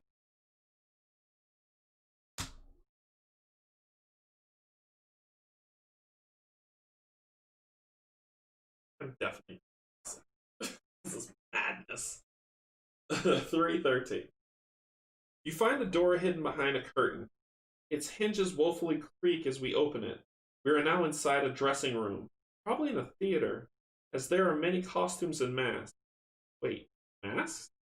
Find all the 241S. All cards, you find them in the secret cards in this huge mystery deck. Okay, so find all cards that are marked 241S. You can find them in the secret cards in this huge mysterious deck, which you shouldn't peek at without instructions to do so. Do you have any of them? Surely all of them. Count, please. There should be 14 of them. Okay, let's turn this way. 241. 241S. These are all the cards that are in here, man. It's insane. 2. So this is more and more story that opens up more and more game. These are all 1s. So 241. Yep, this is 241. Okay. Rip it open. New cards. We're opening up new stuff. 241S, it says.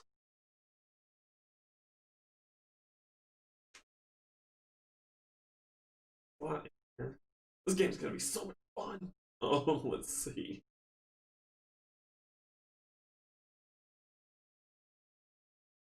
$241S. 1, 2, 3, 4, 6, 7, 8, 9, 10, 11, 12, 13, 14. Okay.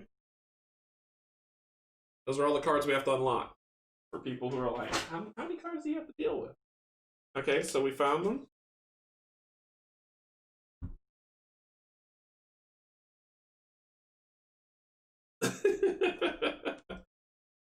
uh, 241, 241. I lost my place. I lost my place in the book. Here it is. Find all 241S. You can find them in the secret cards. In this huge mysterious deck, which you shouldn't peek at without instructions to do so. Do you have them? Surely all of them. Count them, please. There should be 14 of them, which we did. Now, each dreamer chooses 2 of these cards. Don't look at the rules for the mask for them now. Take the mask cards, looking only at their illustrations and names. Oh, okay. Each dreamer chooses 2 of these cards. Don't look at the rules on the mask for now. Take the mask cards, looking only at their illustrations and names. Then each dreamer should find the corresponding masks in the box. Now you may read the rules on these backs. These are your masks. Okay, I'm not going to read forward until we do that. So let's take a look at these cards. Zoom in for the goodie goodness. So we have masks. Ready? Flip. We've got this mask belongs to a dreamer, so it's this one. What's really cool, and these are subtext. Subtext. Look up here. Calm. So this is the mask of calm. Chaos. This mask belongs to your dreamer. Darkness. So this is dark. Darkness, everybody. Dark. Okay. Devotion. His art is gorgeous.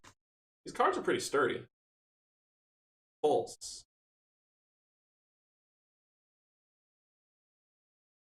Fear.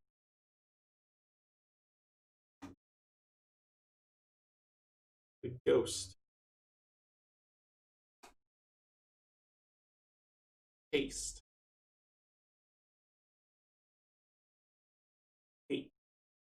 So these are all emotions. Luck. I need that.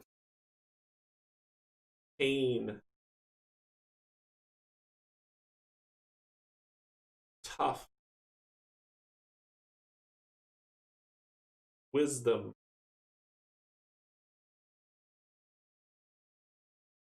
Insider. And then back to calm. All right. So you're supposed to go through and choose which one you want. I'm going to shuffle these all up and draw 2. Because, we're having fun. Fun. Having a good time. Having a good time. Having a good time.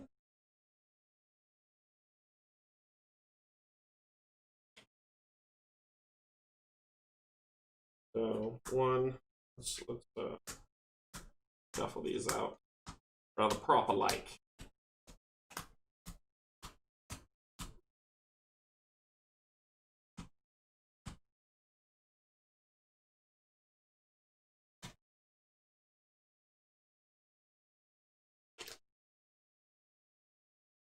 So here we go. All right. Let us draw 2. 1, 2. We'll return these to the box, as Rodney says. Okay. I've got personality walk. Okay. I picked pain and dark. Sure. And I get to pick one of these. So you tell me which one you want me to pick, pain or dark. I won't know what they do until we pick. Pain or dark.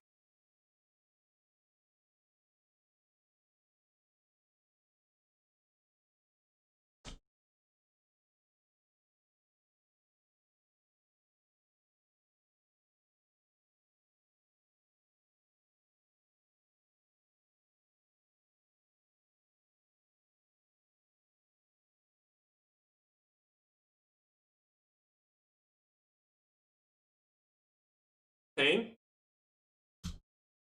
Okay. Alright. So, you're picking Pain. Alright, cool. I'll pick Pain. Where are my masks? Where are my masks? Where are they? Show them to me. Here are all the masks. There's Pain. So here are all the masks that are here. Yay, these are all of them. So we pick Pain. The Pain mask says, once per turn, spend 1 crystal, draw a number of cards equal to the number of your stress. So this is my ability. With my I put my mask on. Now I will keep the other mask because it says that it will let me use it later. So Pain, once per turn, spend 1 crystal to draw a number of cards equal to my stress. And that is Pain. So that goes on my board as mine with my card. This one will go to the side. I'll put it over here. It says in the box, but it doesn't return to the rest of them. It just says, let me read. The second, then each dreamer picks one of the 2 chosen masks. It will be their active mask. The second one should be placed aside, i.e. in the box. Dreamers will be able to put it on only when the game allows to restore a mask. Furthermore, each dreamer keeps the mask cards of their mask so they can easily mark what mask they may own when saving the game. Yes, you can save the game and it teaches you how. You still don't know who you are, but the mask helps a little. You at least can pretend that you are someone. And if you almost know who you are, or who you pretend to be, maybe the elevator will listen to you. The next time you perform the check lift action, add 10 to the number of the script. It will be a script 224 instead of 214. And so you don't forget, there's a reminder on a do you know who you are card. Which there was, which I read. And that's that. So that was, this was what I drew. So this card will go to remind me here. All right, so I did that. I can go to the elevator and do that. Right now, though, I want to see what's up here. I really, really do. So I'm going to move. I'm actually going to not take the elevator. I'm going to move 1, 2, 3 here. Which I'm going to spend those cards to move, and that's going to end my turn. So he's can't get through the door. He's just going to be angry man.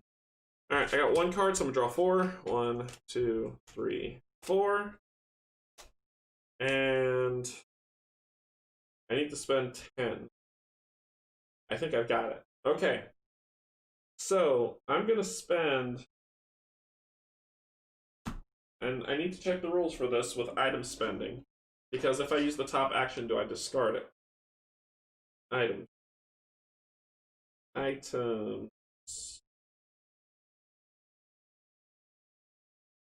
active slot. Oh, I'm using. Items restore, items using on the Dreamworld map. 7.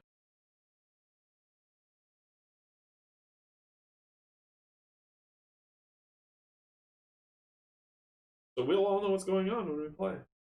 when we play the first main dream, we'll be like, oh, that's what you gotta do, Canje. Items 15. 14, 15. Items. Okay. Active items can be used by any dreamer either for their actions and effects or be discarded as intent to pay for other actions. They are placed in 3 active item slots. The dreamer has a maximum of 3 active items. Sure. I'm more on this part. Intent. Intent, is that the awareness? Intent awareness. That is not C. That's not what I see. Show charge. Here we go. Yep, that's intent. So active items can be used by any dreamer either for their actions or effects or discarded as intent to pay for other actions. Which is what I'm going to do. This thing costs 10. I got 2 here. I got 4 here, so I will discard these 2 for 6. 7, 8, 9, 10. So these get discarded. I'll put them over here for discard. And then these are discarded as well for the 10. I paid it. Open or close the door, 83. Wait, I might not want to do that. I might not want to do that. 83. I'm gonna... I wasn't trying to open the door.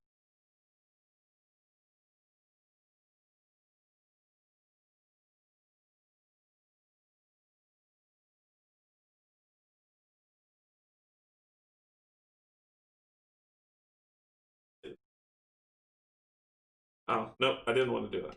Nope. I read that as like, I thought there was a door here that I could open. So give me that back. And I moved. I don't know why I'm here. I moved here. I moved that through. Okay, so I guess if we're not here, we could come over here and open that door, which was opening this door. I thought there was a door here, so I was wrong. Didn't want to do it. Alright, so I'm going to actually move 4. 1, 2, 3, 4.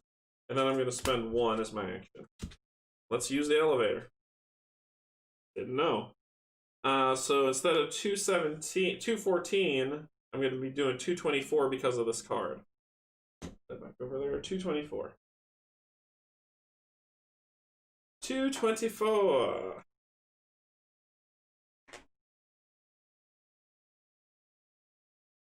The elevator starts. It screeches awfully, shoots sparks around, wobbles as if it could fall at any time, but miraculously it climbs up. We observe the lights of the passing floors, and finally a sun ray shines through the slit in the door. It's the forest again. Oh no. Trees sway with the wind, struggling to escape the swamp they're in. It is cold. The night has already fallen for good. The birds stop singing. Somewhere far away in the hills behind the forest, we see some lights and a glow. Maybe it's a city. We can smell the smoke, probably from the chimneys. Oh no! Don't you have a feeling someone leads you on a string? Someone or something. Reveal tile W. Oh no. Okay, tile W. Did you set me up? Let me see here. So tile W. So, yep, this is gonna hurt. So there's text here. And I'll have to get my glasses and look at it. So there's some subtext. There's also something here that looks like M30 or something. It looks like writing. Like I said, I'm reading. So there's that door that opened up. It's night. This is 6. Look into the dark rift. Ooh, boy. Ooh, chow. Okay. This goes on A1. And relocate me. I'm going to go here. Oh, no. Okay. That's where I'm going to go. Far away from that creature. 224. Relocate all dreamers to the space on tile A1. It seems that it's farther. It's the farther part of the dark rift. What may you find inside? You hope the creature doesn't wait for you there. It would be pretty bad, don't you think? Reveal card B. It's an overlay to place it correctly. Okay. Reveal card B. That's this guy.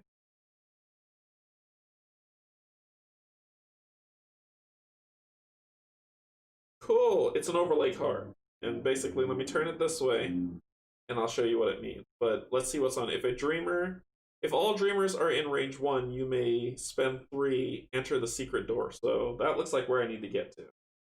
Now what happens is, what we do is we take this, move this guy, move this thing, and move this thing.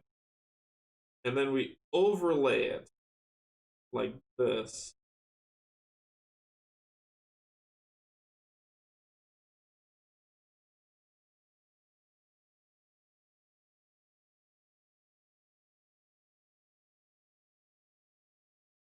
Like that. And line it up So now the board changed. This thing's still here, but it looks like the door was destroyed. It was blown open. And what you do is oh my gosh, I'm blurry. Sorry. All right, so I overlaid the card here, right? And oh man, I really wish I could zoom in to show you. But I overlaid the card here, so it kind of lays on top, angled a bit, and it shows that the door has been destroyed. And it added this new feature that just kind of says, okay, if anyone is... There we go.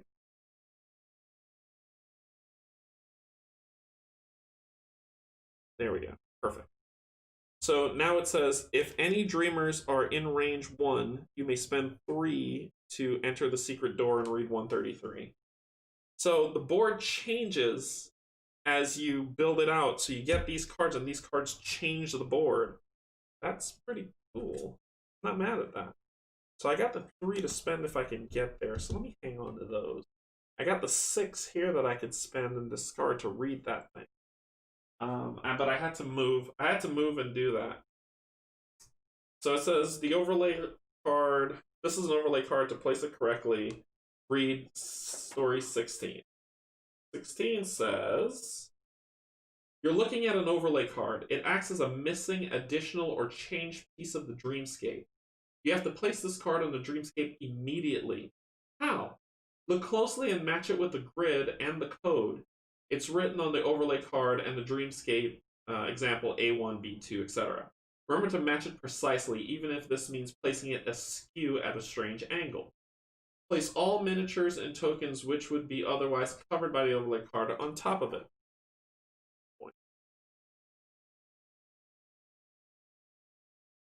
Done, right? Does it fit? The card may look strange at first, but it really has to be placed at this angle. What's changed? The door isn't open or closed anymore. It is destroyed. Remove the stop token on it, discard it. One of the actions disappeared, and there's a new one. There's also a fragment of a block space. The one marked with a red frame that's over here. No one and nothing can enter this space. And through the passage on the game box cover, light pours. So, and that's it. That was my movement and my action, so Scream, he gets to go because, hey, I'm back in his fun zone now. So he goes blue first, which has no effect. Then he does a basic effect. Any dreamer range 1, basically here or here, suffers 1 stress. Then we roll the die. He moves his full 4. Of course he does. 1, 2, 3, 4. Yay! Then that flips. Okay. Okay. I need to draw. I have 2. I draw 4. 1, 2, 3, 4. I have hesitation, which is 1 wrath, 1 cunning. I have thoughtful moment, which is 2 awareness, 1 cunning, effort, 1 awareness, 1 cunning, and then the so many possibilities. All right, I need to run. I would like to run, please, and I would like to get, but this thing is here. I would only suffer 1 stress if I do this. What's in the Dark Rift? What's in there? Should I run or check out the Dark Rift? What do you think? What do you think I should do? I'll drink some water while y'all tell me. I don't want to die. I really don't want to die in the tutorial.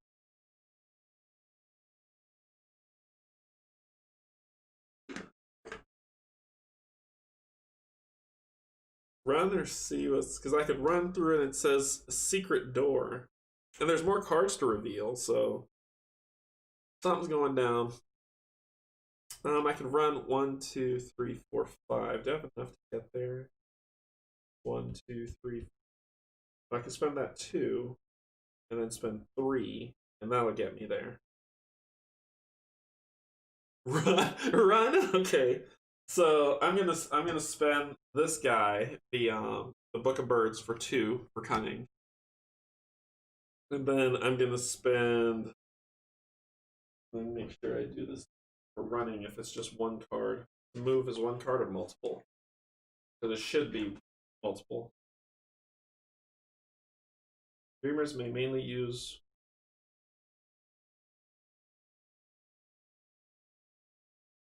Yep, multiple. Okay, okay. So 2, 3, 4, 5. So I'm discarding all these to move 5 spaces. 1, 2, 3, 4, 5. And then I'm going to spend 3 to escape through that door. And read 133. Yeah. 133. Ooh, there is a lot happening here. Wow. Okay, buckle up. This is like half the book. We enter the door on the box, and a bright light engulfs us. And then the woods. Not again.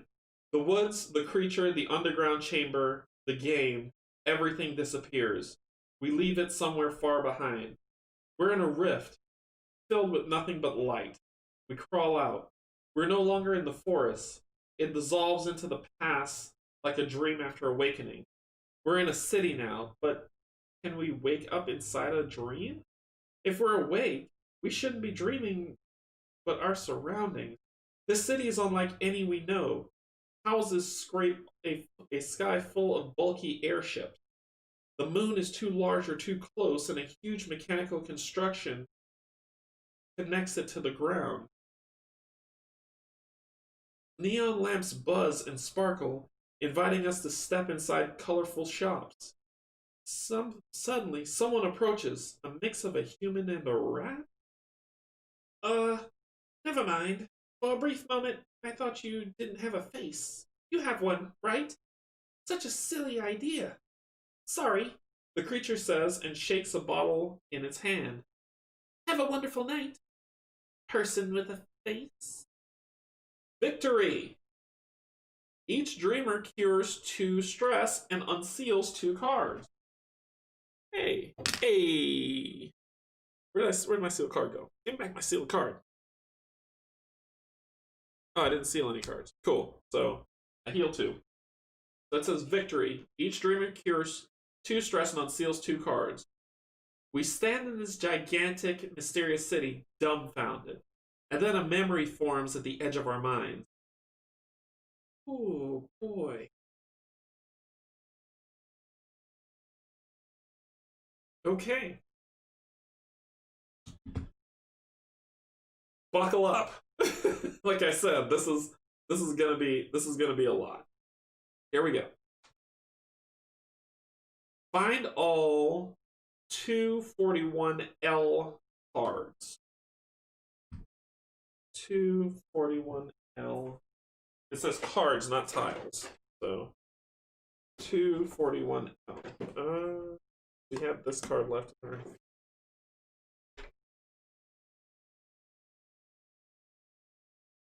241.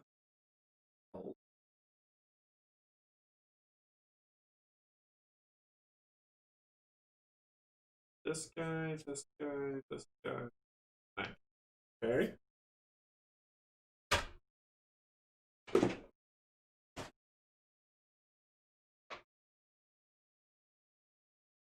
These are the first memories you may retrieve. If you meet the conditions stated on these cards, each dreamer gains their corresponding first memory card, which relates to them. Okay. Leftover first memory cards related to dreamers who are not actually in play are placed in storage. If the related dreamers join the game later, they can gain their first memory. So people can shuffle in and out. Okay. Okay. She has hers because hers came in a different box. Came in this lovely thing. And look at her, she's beautiful. It came in this lovely thing. So whoever's going to paint her well, please. Let me do this and find her card. There's like so many don't open cards. 41L, that's hers. Okay. add another to it. So this is her 41L card.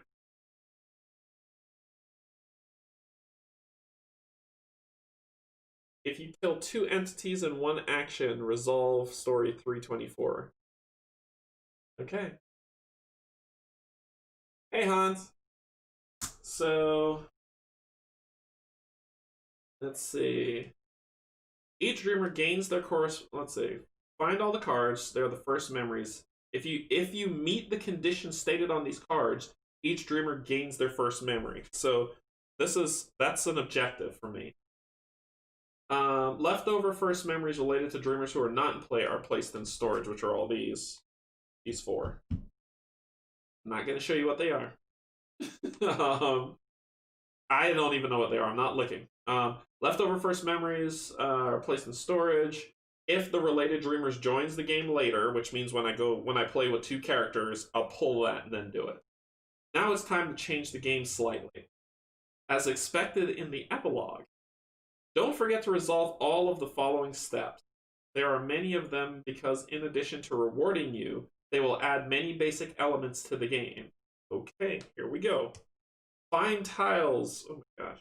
Find 4 236A tiles. Shuffle them and make a slumber map deck from them. 2 of them have starting written on them. These are the 2 setup slumber tiles, and they are always placed first on the slumber map. Okay. Oh boy. Back to this. Alright, so they said find 4 236A. I need to make sleeves for these. That's 1, 1, 2.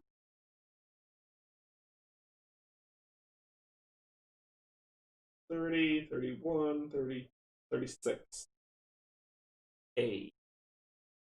35A. 36G. F.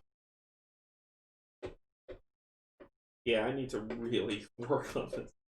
36A. 36A. 36A. 36A. Okay. Find the 4. Shuffle them and make a slumber deck from them. Don't forget to resolve all of the following steps. There are many of them because in addition to rewarding you, they will add basically. 2 of them have starting, which they do, written on them. These are the 2 setup slumber tiles, and they are always played first on the slumber map. So why shuffle them? That's pointless. Unless I do this. Because these are going first. Okay.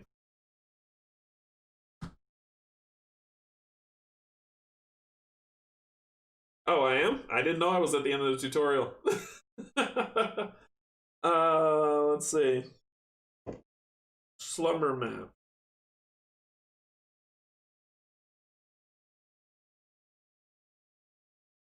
Find 4 tiles, shuffle them, and make a slumber deck from them.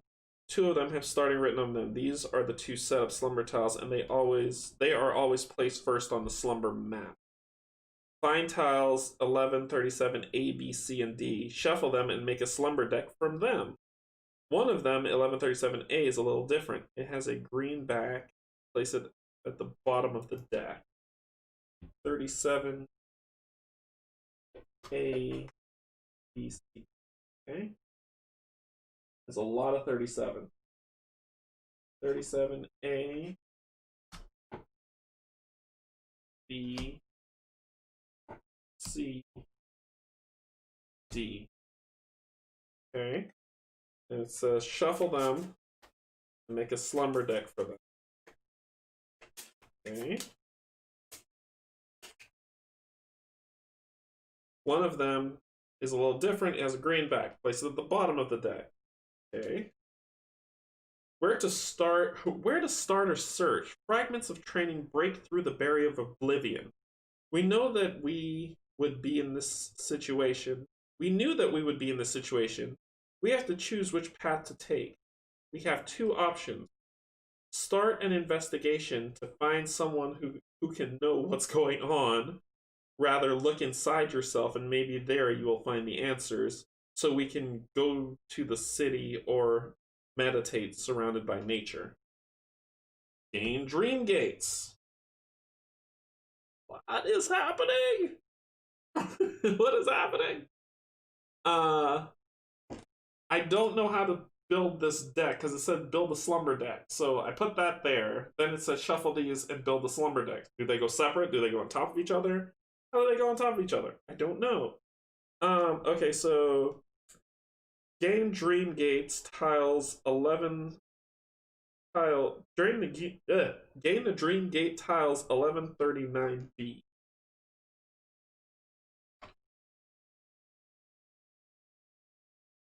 1139,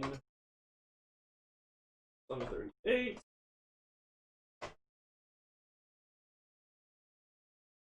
This is all new to me, so if you know, tell me, because I'm like, I don't know what you're asking me to do. Wait, 1139B, right? Oops, a second. Okay, that's a dream gate. And 1139, not alone in the dark, which is what that says, and 1139 0 or O. 1139 O.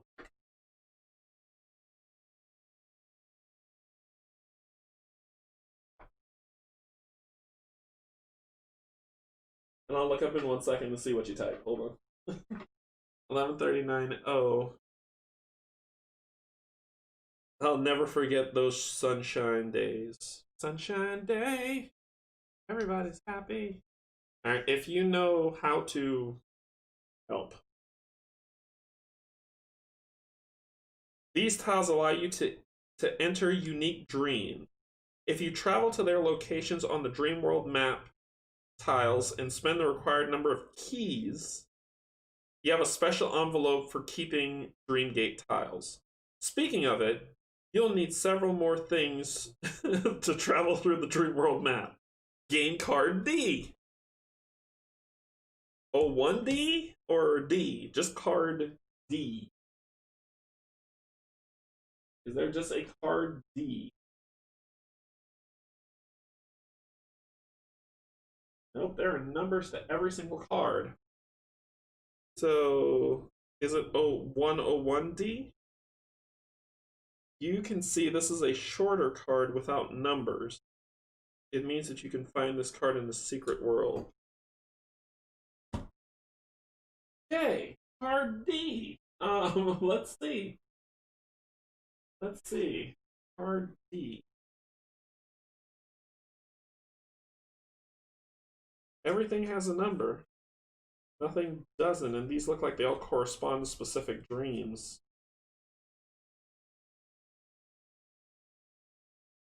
Card D.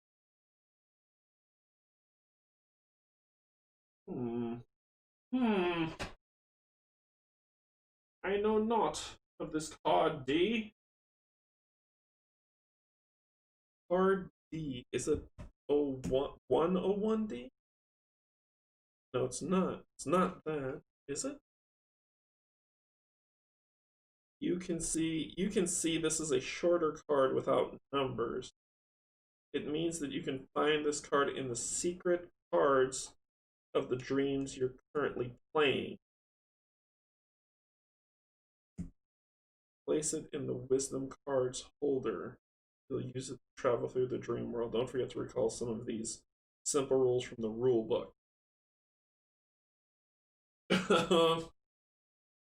Okay. Okay, I'm going to believe that it's this one. Because it says the card D is a Dream World map wisdom card. It's this one, right? It should say 101D. Mistype, dudes. You will confuse a lot of people. So anybody who's watching this, when it says place card D, it's 101D. There's a lot of stuff they're having you doing and they're not explaining a lot, so they have to be super clear, especially in the tutorial. So let's show what card D is. It's saying things you could do on the Dreamworld map. Dreamworld map location effects. So resolve the top tile of the slumber deck, resolve the top card of the fate, gain a key, Sanctuary, shopping, train station, and Dreamgate. So we could do it. Okay. It is Hans. All right, thanks. Game tiles S and T, once again, of 101. These are your first two Dreamworld map tiles. Ah, this is awesome. I'll flip them over for you. Suburbia and Metropolis. You have to place them in the corresponding spots on the Dreamworld map board. They represent the first two parts of the dream. Each dreamer... Okay, let's do that. Oof. So, let's take a look at these so you can see them.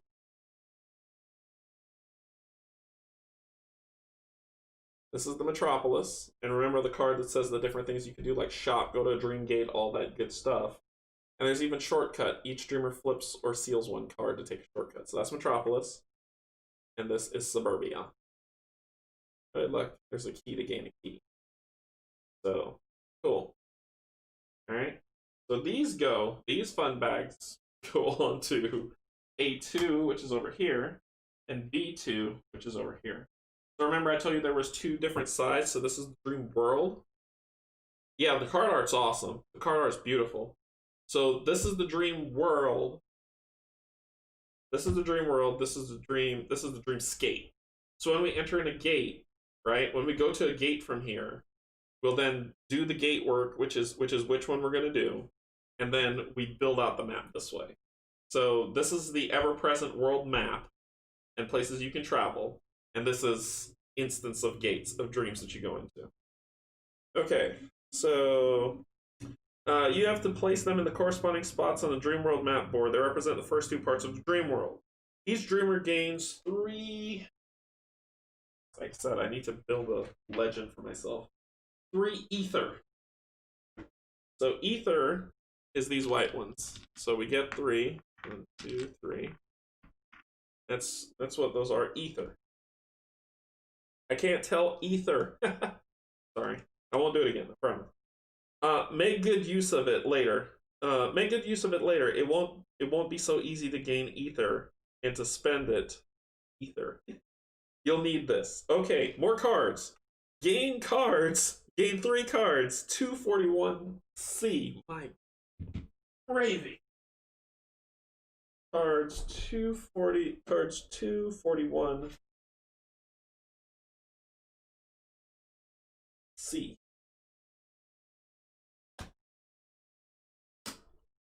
Okay. Shopping and shopping. This is 3 cards. 241C. Why am I missing one? Am I missing? No, am I missing? No, I'm not. Probably back here. Probably back here. So I gotta pop open another deck. I should probably put them all together. Nope, this is 220. Some will do 217, 217. 1, 8, 221.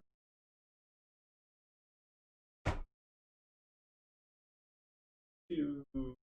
Oh, yep, here it is. It's in this. I'm gonna have to organize all this stuff. All right. 241C. That's the third one. Okay. These here. Okay, so I got the 3 241C cards. These are note cards. Gosh, I need my glasses. These are note cards, so you should keep them in storage. These particular 3 cards allow you to make purchases if you're in suitable locations on the Dreamworld map. If you don't remember how to buy influence cards, consult the rule books. A little more to go. Like I said, wall of text. So let's take a look at these shopping note cards. You may use this card if you are in the shopping location of the Dreamworld. That's what they all say. Okay. That's what they all say. So, shopping. You may use this card if you're in the shopping location on the Dreamworld. Shopping. Each dreamer may buy influence cards. If you choose this, but you decide to not buy any cards, gain a crystal. Or draw 1 item card from the item market. You may gain this item for 2 ether. If you choose this, but you decide to not buy this item, gain a crystal. After that, return this shopping cart to the secret. And all 3 say that. All 3 of them. So these are going into storage, which is under here. Okay. Alright, so we can buy stuff and deck build. Okay, now find the 6 241i cards. 41. 1, 2, 3, 4, 5, 6. Okay. And make a seasons deck. It doesn't say shuffle. It just says find the 6 and make a seasons deck. From them without changing their order, which I didn't. Place it on the seasons slot. You can find it near the Dreamworld map board. Seasons will change during the campaign, but for now, find the Ordinary Days card and place it face up on top of the seasons deck. Hey, it's at the bottom. Okay. We'll do that. Back over here. Lift this back up, and this is the seasons deck right here, up here. So, Ordinary Days, and let's hold that up. You will activate this card when you win any dream or Metropolis or Suburbia. So we haven't done that yet. Ordinary Days. Dreamworld exists and you can't deny it. Its rules may be strange, but at least are consistent in volatility. I gotta take off. We're going to get... Hey, Brian. All right, thanks for joining. Enjoy the tree. All right, so this season doesn't alter any game rules. This card is active until you activate another season card. So Ordinary Days goes here. Okay, we're almost done. We got 2 more paragraphs. Find cards 41M. 41M.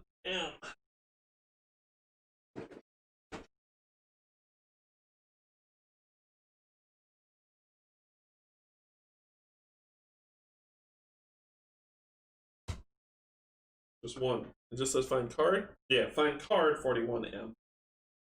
Find card 41M. It is an awakening wisdom. It is. Place it in the wisdom card holder. I don't have a wisdom card holder, but I'm sure somebody who got extras did. Cool. I'll hold that up to show you what it is in a second. Finally, discard the current dreamscape.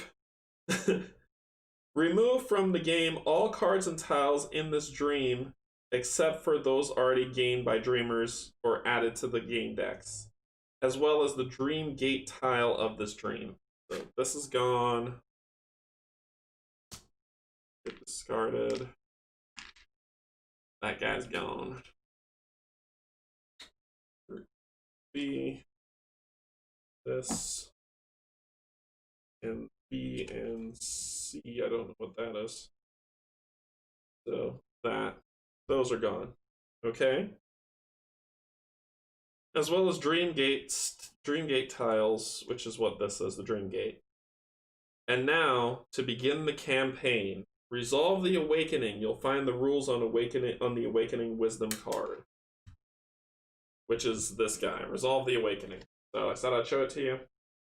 Don't call me a liar. Here it is. Dreamers may resolve the awakening at any moment after resolving the location's effect on the Dreamworld map. Awakening. 1. Steps, man.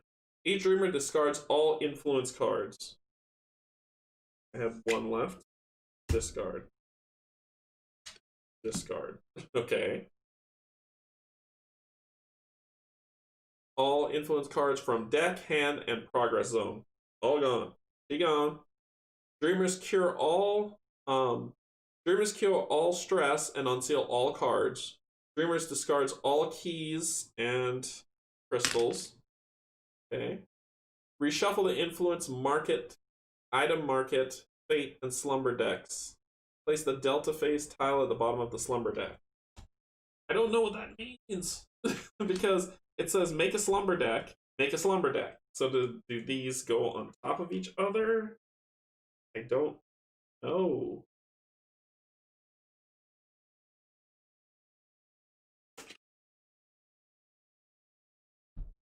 Okay.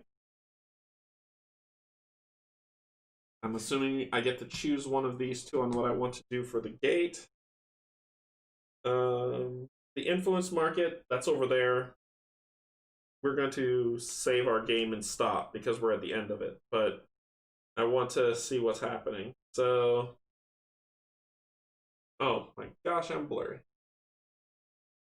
The other slumber decks are the red cards and the green ones. The other ones are the slumber map deck. Slumber map deck. This doesn't seem like that because slumber decks are the red cards and the green ones. Okay, so that's this. You're saying this says starting on it. I'm just gonna peek. This is the slumber map deck. Gotcha. That's this guy, not this guy. Okay, but where does it? I'm assuming it goes somewhere. Oh, this guy's going to. So, still have these two items. I still have. Actually, no, I spent these two items. These two items are. No, I didn't. I didn't spend these two items. So I still have those items. Oh, they go here. Gotcha. They go here. Yep, makes sense. Makes sense. Makes sense, Hans. Alright, so go here. This is the first one that's over. Let's see what else happened. Alright. Influence market, item market. I'll shuffle those on the next playthrough. Slumber deck. Place the delta phase tile at the bottom of the deck, which is the green one. Players may change their dreamers if they want to. I'm sticking with old Flasher, she's good. Each dreamer rebuilds their influence deck, minimum 20 cards or all if they have less. Maximum 40 cards. Unused cards are placed into the box in the corresponding dreamer slot. Each dreamer chooses one of their masks as their active mask. So I could either stick with Pain or I could go with Dark if I want to. Restore 3 items. Ooh, give it. Give it back. Okay. Discard current dreamscape, which I did. Reveal 2 setup slumber tiles, which is this. Nope, this. This is the slumber deck.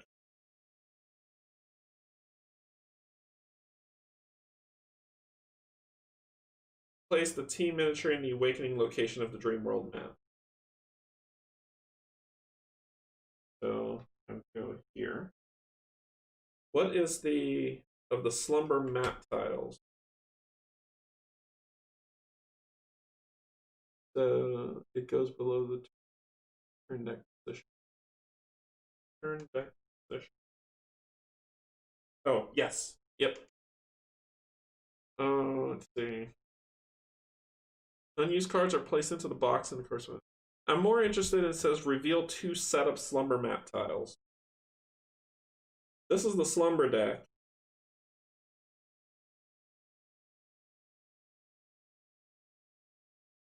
If that's the slumber deck, this is the dream board. This is the slumber map deck. Okay.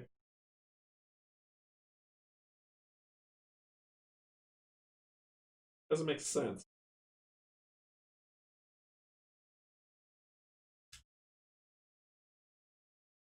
Number 9 doesn't make sense to me. Hans, if you know, let me know.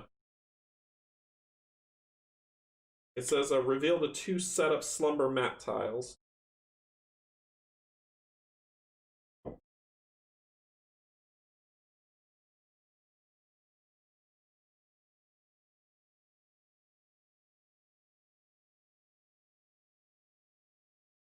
The 2 starting slumber map tiles can be revealed and placed in the dreamscape. Oh, the 2 starting ones? Okay, gotcha. Alright, this is for me to know. So this one's B3. I'll show them to you. I just want to place them to make sure they make sense.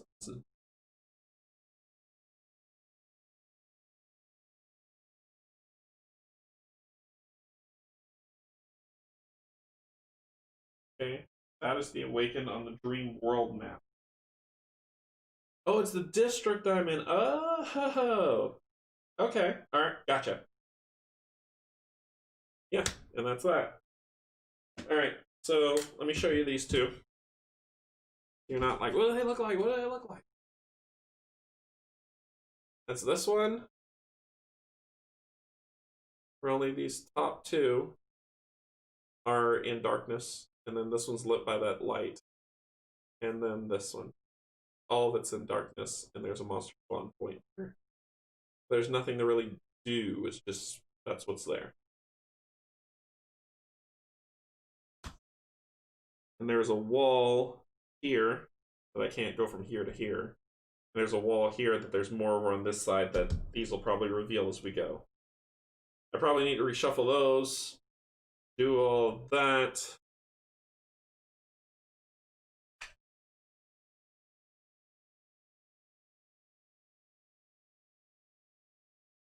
Yep. So, cool.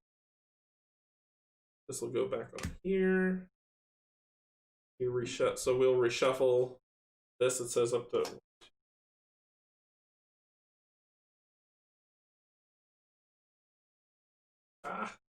so each dreamer rebuilds their influence deck minimum 20 cards, maximum 40.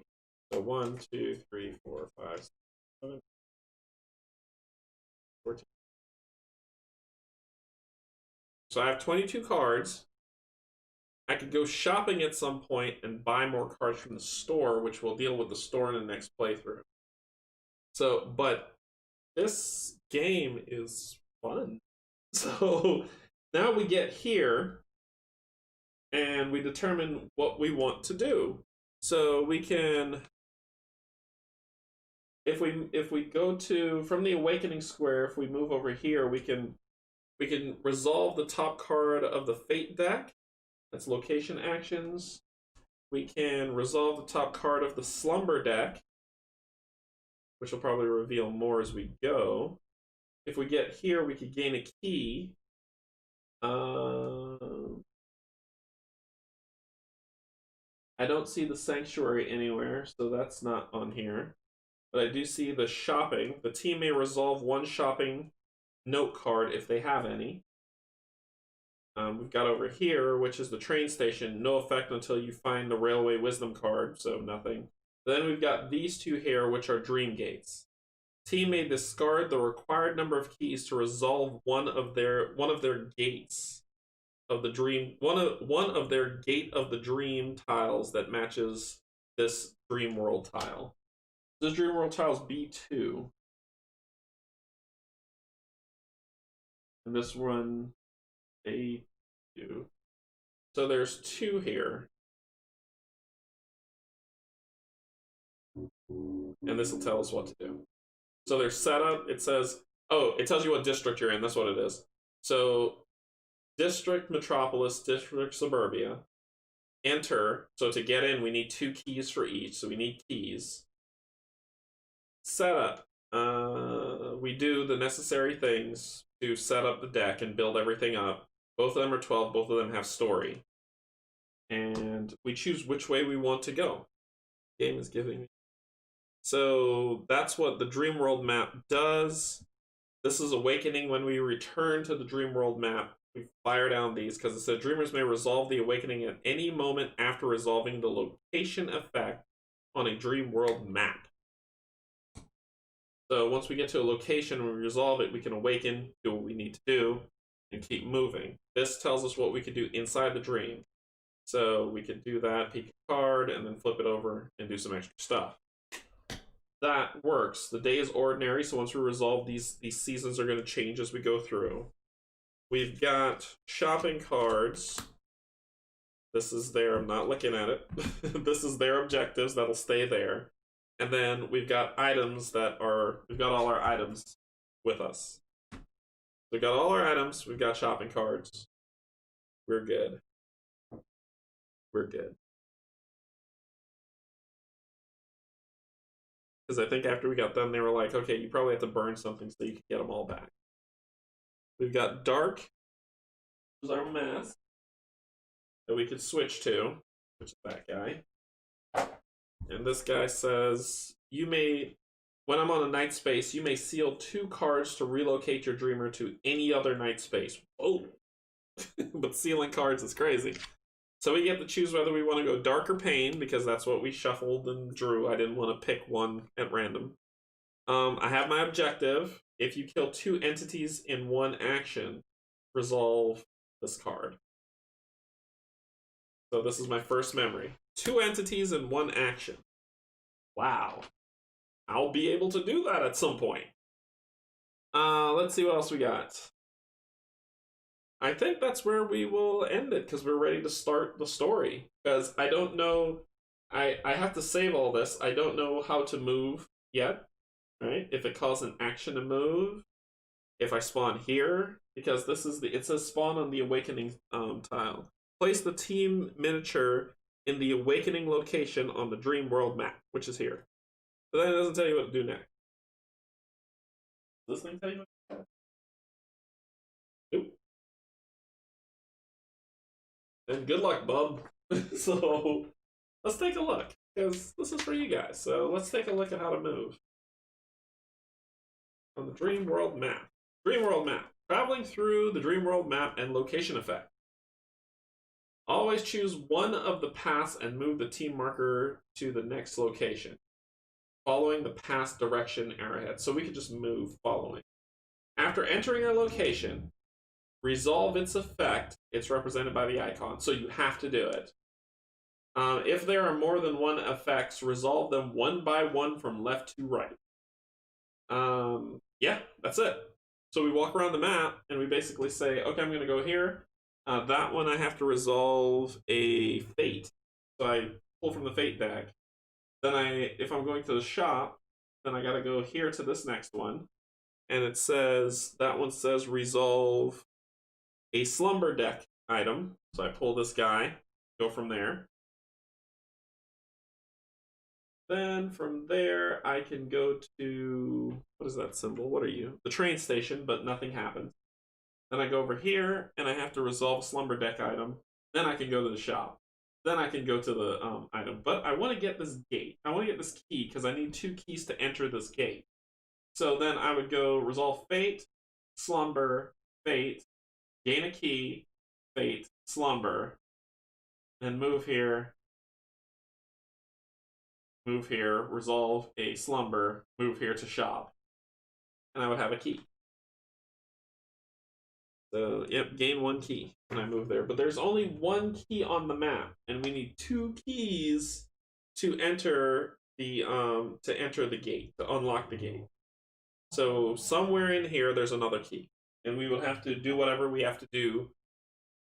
Finish today. Our first dream minute. Our first dream minute was awesome. Awesome, Hans. I'm so happy to hear that it was fun. But this is where we're going to start off on Wednesday.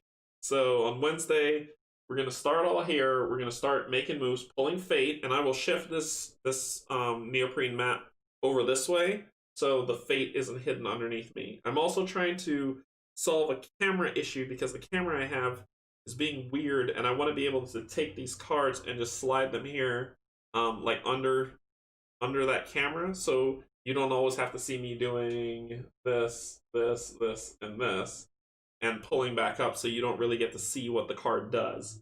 So I'll shift this over, fix my camera problem, and then we'll start walking through the city, finding those keys to enter these gates. So I see where to get 1 key, but I need to get another.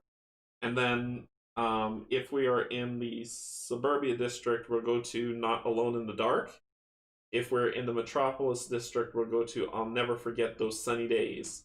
And we'll return from the dream world into the dreamscape and start building from there. That's cool. I like this game a lot. I had 3 turns left before I lost 2, so it's a good thing I ran.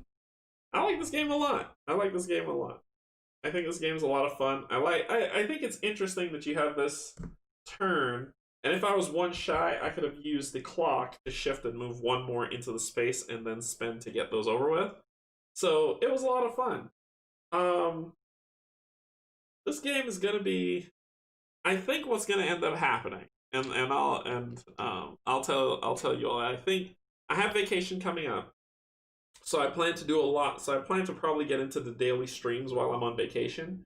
And what I'm gonna do is I'm probably gonna be playing Ultra Quest in this game a lot.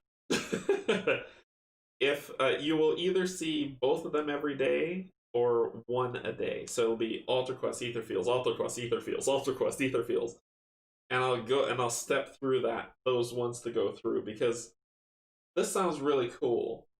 The box, my good people, the box. I'm gonna put this on here for you to see. All this that I unlocked here. What's this? This is in. This so far is what I've opened. When I open, that's there. These are left to open. This is the market for buying cards. This is all the cards that you can do to build your deck. These are the different characters that are in here. Then there is this stuff. Do not open this deck until you unlock this secret mode. There are 5 secret decks. And you don't know what they are. One says 1 on them. Why does it say 1? One says 3. One says 4. This one doesn't have anything on it. Oh, the 2's here. So 1, 2, 3, 4, and I have 1 for them. So there are secrets to unlock that we don't know. This is the tiles deck. These are all the tiles in the whole game. And you only saw 1, 2, 3, 4. You only saw 6 of all of those that are here. So you only saw 6 of these. I've had to get I gotta work out a storage solution because these are all the things you got. And these are the masks, which I gotta put in the mask section. The minis. I did not back the Creatures of Etherfields pledge to get every single mini, but still I got minis. So these are the minis. This is the Free Spirit, the Mechanic, the Tough Guy, and the Gambler. This is a Penguin that came in the Kickstarter. First player token, the World token, Monsters of Etherfields that are here. And here's the Thorn Knight for people who got into that pledge or backed it late. This is the Thorn Knight that needs to get painted. And then these are something else that I don't want to spoil for myself, but they look cool. So those are pretty awesome. My suggestion, if you're going to back this game, I'm not a mini person, but you should buy the minis because there's so much more to this game than you even realize. So I'd say get the minis with the game. The Kickstarter, the Pledge Manager reopened once this game ships, so it's open right now as of November 29th, 2020. So it's open right now. Go get the minis because I'm actually going to do that. I'm actually going to get on there and get the minis because I need them for all the different things that they're going to have you do in this game. The girl I played with, the Reaper, this is her box, right? And that's, so if you're like, hey, I want to paint her, what does she look like? There you go. Etherfields put it right on the front for you to see. Pop this off. And it comes like this. There is a mini that's here. I don't know what it's for, but it comes with a game board. I'm not spoiling it for myself. I was like, okay, that game board looks cool. Can I use? Nope, I'm not going to do it. She has an influence stuff that she can buy from the store. And she has her Do Not Open deck, which I'm keeping kind of separate. She comes with an extra stand, some extra stuff, and these tokens that I have no idea what they do. So that's all that comes in her box, but it's basically saying this game is a 4-player game, but with her added in, you can play this game 5 players. That's pretty much what they're saying. And the rulebook has already scaled for her too. The rulebook said if it's 5 players, set the clock to this. Set this much, you have to do this. Like it sets up so that she can be included in the game, and that's her. Besides that, I got another box because I bought all the sleeves for every single thing that's going to come out. Is because this is just wave 1. Wave 2 is going to be coming out next year, and so there's more. There's more coming. So I got all the sleeves that will ever happen ever, and it came in an Etherfields box that you can actually segment and separate these things out. I'm not gonna sleeve them just yet, as I said, because if I sleeve them, you wouldn't be able to see. They'll just be like this high glare that happens on the screen, like that. Like if I sleeve this card, it's gonna be kind of weird, glary to see, and it's gonna be really hard to see, and so I kind of leave it off. Good advice. I just laid back Dreamwalker Pledge. I don't think I need all the expansion. Yeah, I think be wise on what you want with the expansions. I just got them because like I got all the expansions when this is my most back Kickstarter.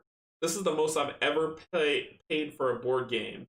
And I got everything save for the minis. I didn't get the keys and all the other card holder thingies. I don't do that. But I didn't get the miniatures because I was like, okay, well, I probably don't need them. They'll give me some standees. They don't.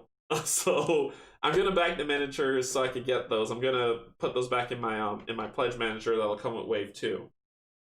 I am super excited to play this game even more. It is a lot of fun, as Hans has already said as well. He's gotten through his first dream so far, and he's like, I'm loving this game. Be wary when it all depends on what you want to do, right? I'd probably say just be careful when you buy them. I love neoprene mats, but you don't need it.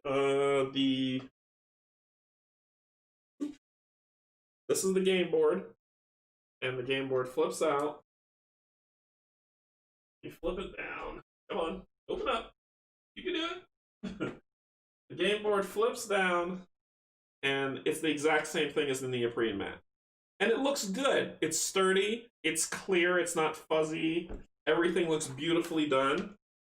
So if you don't need the neoprene mat, don't back it. But I like neoprene. I'm a sucker for neoprene mats. They feel really nice when you do this. They feel awesome. So I backed it. And so the neoprene mat, think about what you want to get if you want to get that. You don't need it. The board will work just fine. I would probably say the miniatures are a really great buy, only because you need to be able to place those creatures where they go. And if you like painting minis, that's for you. Other than that, the expansions, determine if you want those or not. You know, Awakened Realms has this weird thing where some of their games make it to retail, most of them don't. So I backed the expansions because I wanted to continue. The story looked good, so I wanted for the story. So we'll see how that goes. Let's see if there's anything else I'm missing. I think that's pretty much what I had for you all. Yeah. That's cool. That's cool. I got 3 to spend. I gotta put all these things in. When they come with a save game, this is how you save your game. You put all your stuff in here. They give you like these baseball card sleeves that you can slide stuff in to just pull them back out and say, okay, that's what I was doing at the end.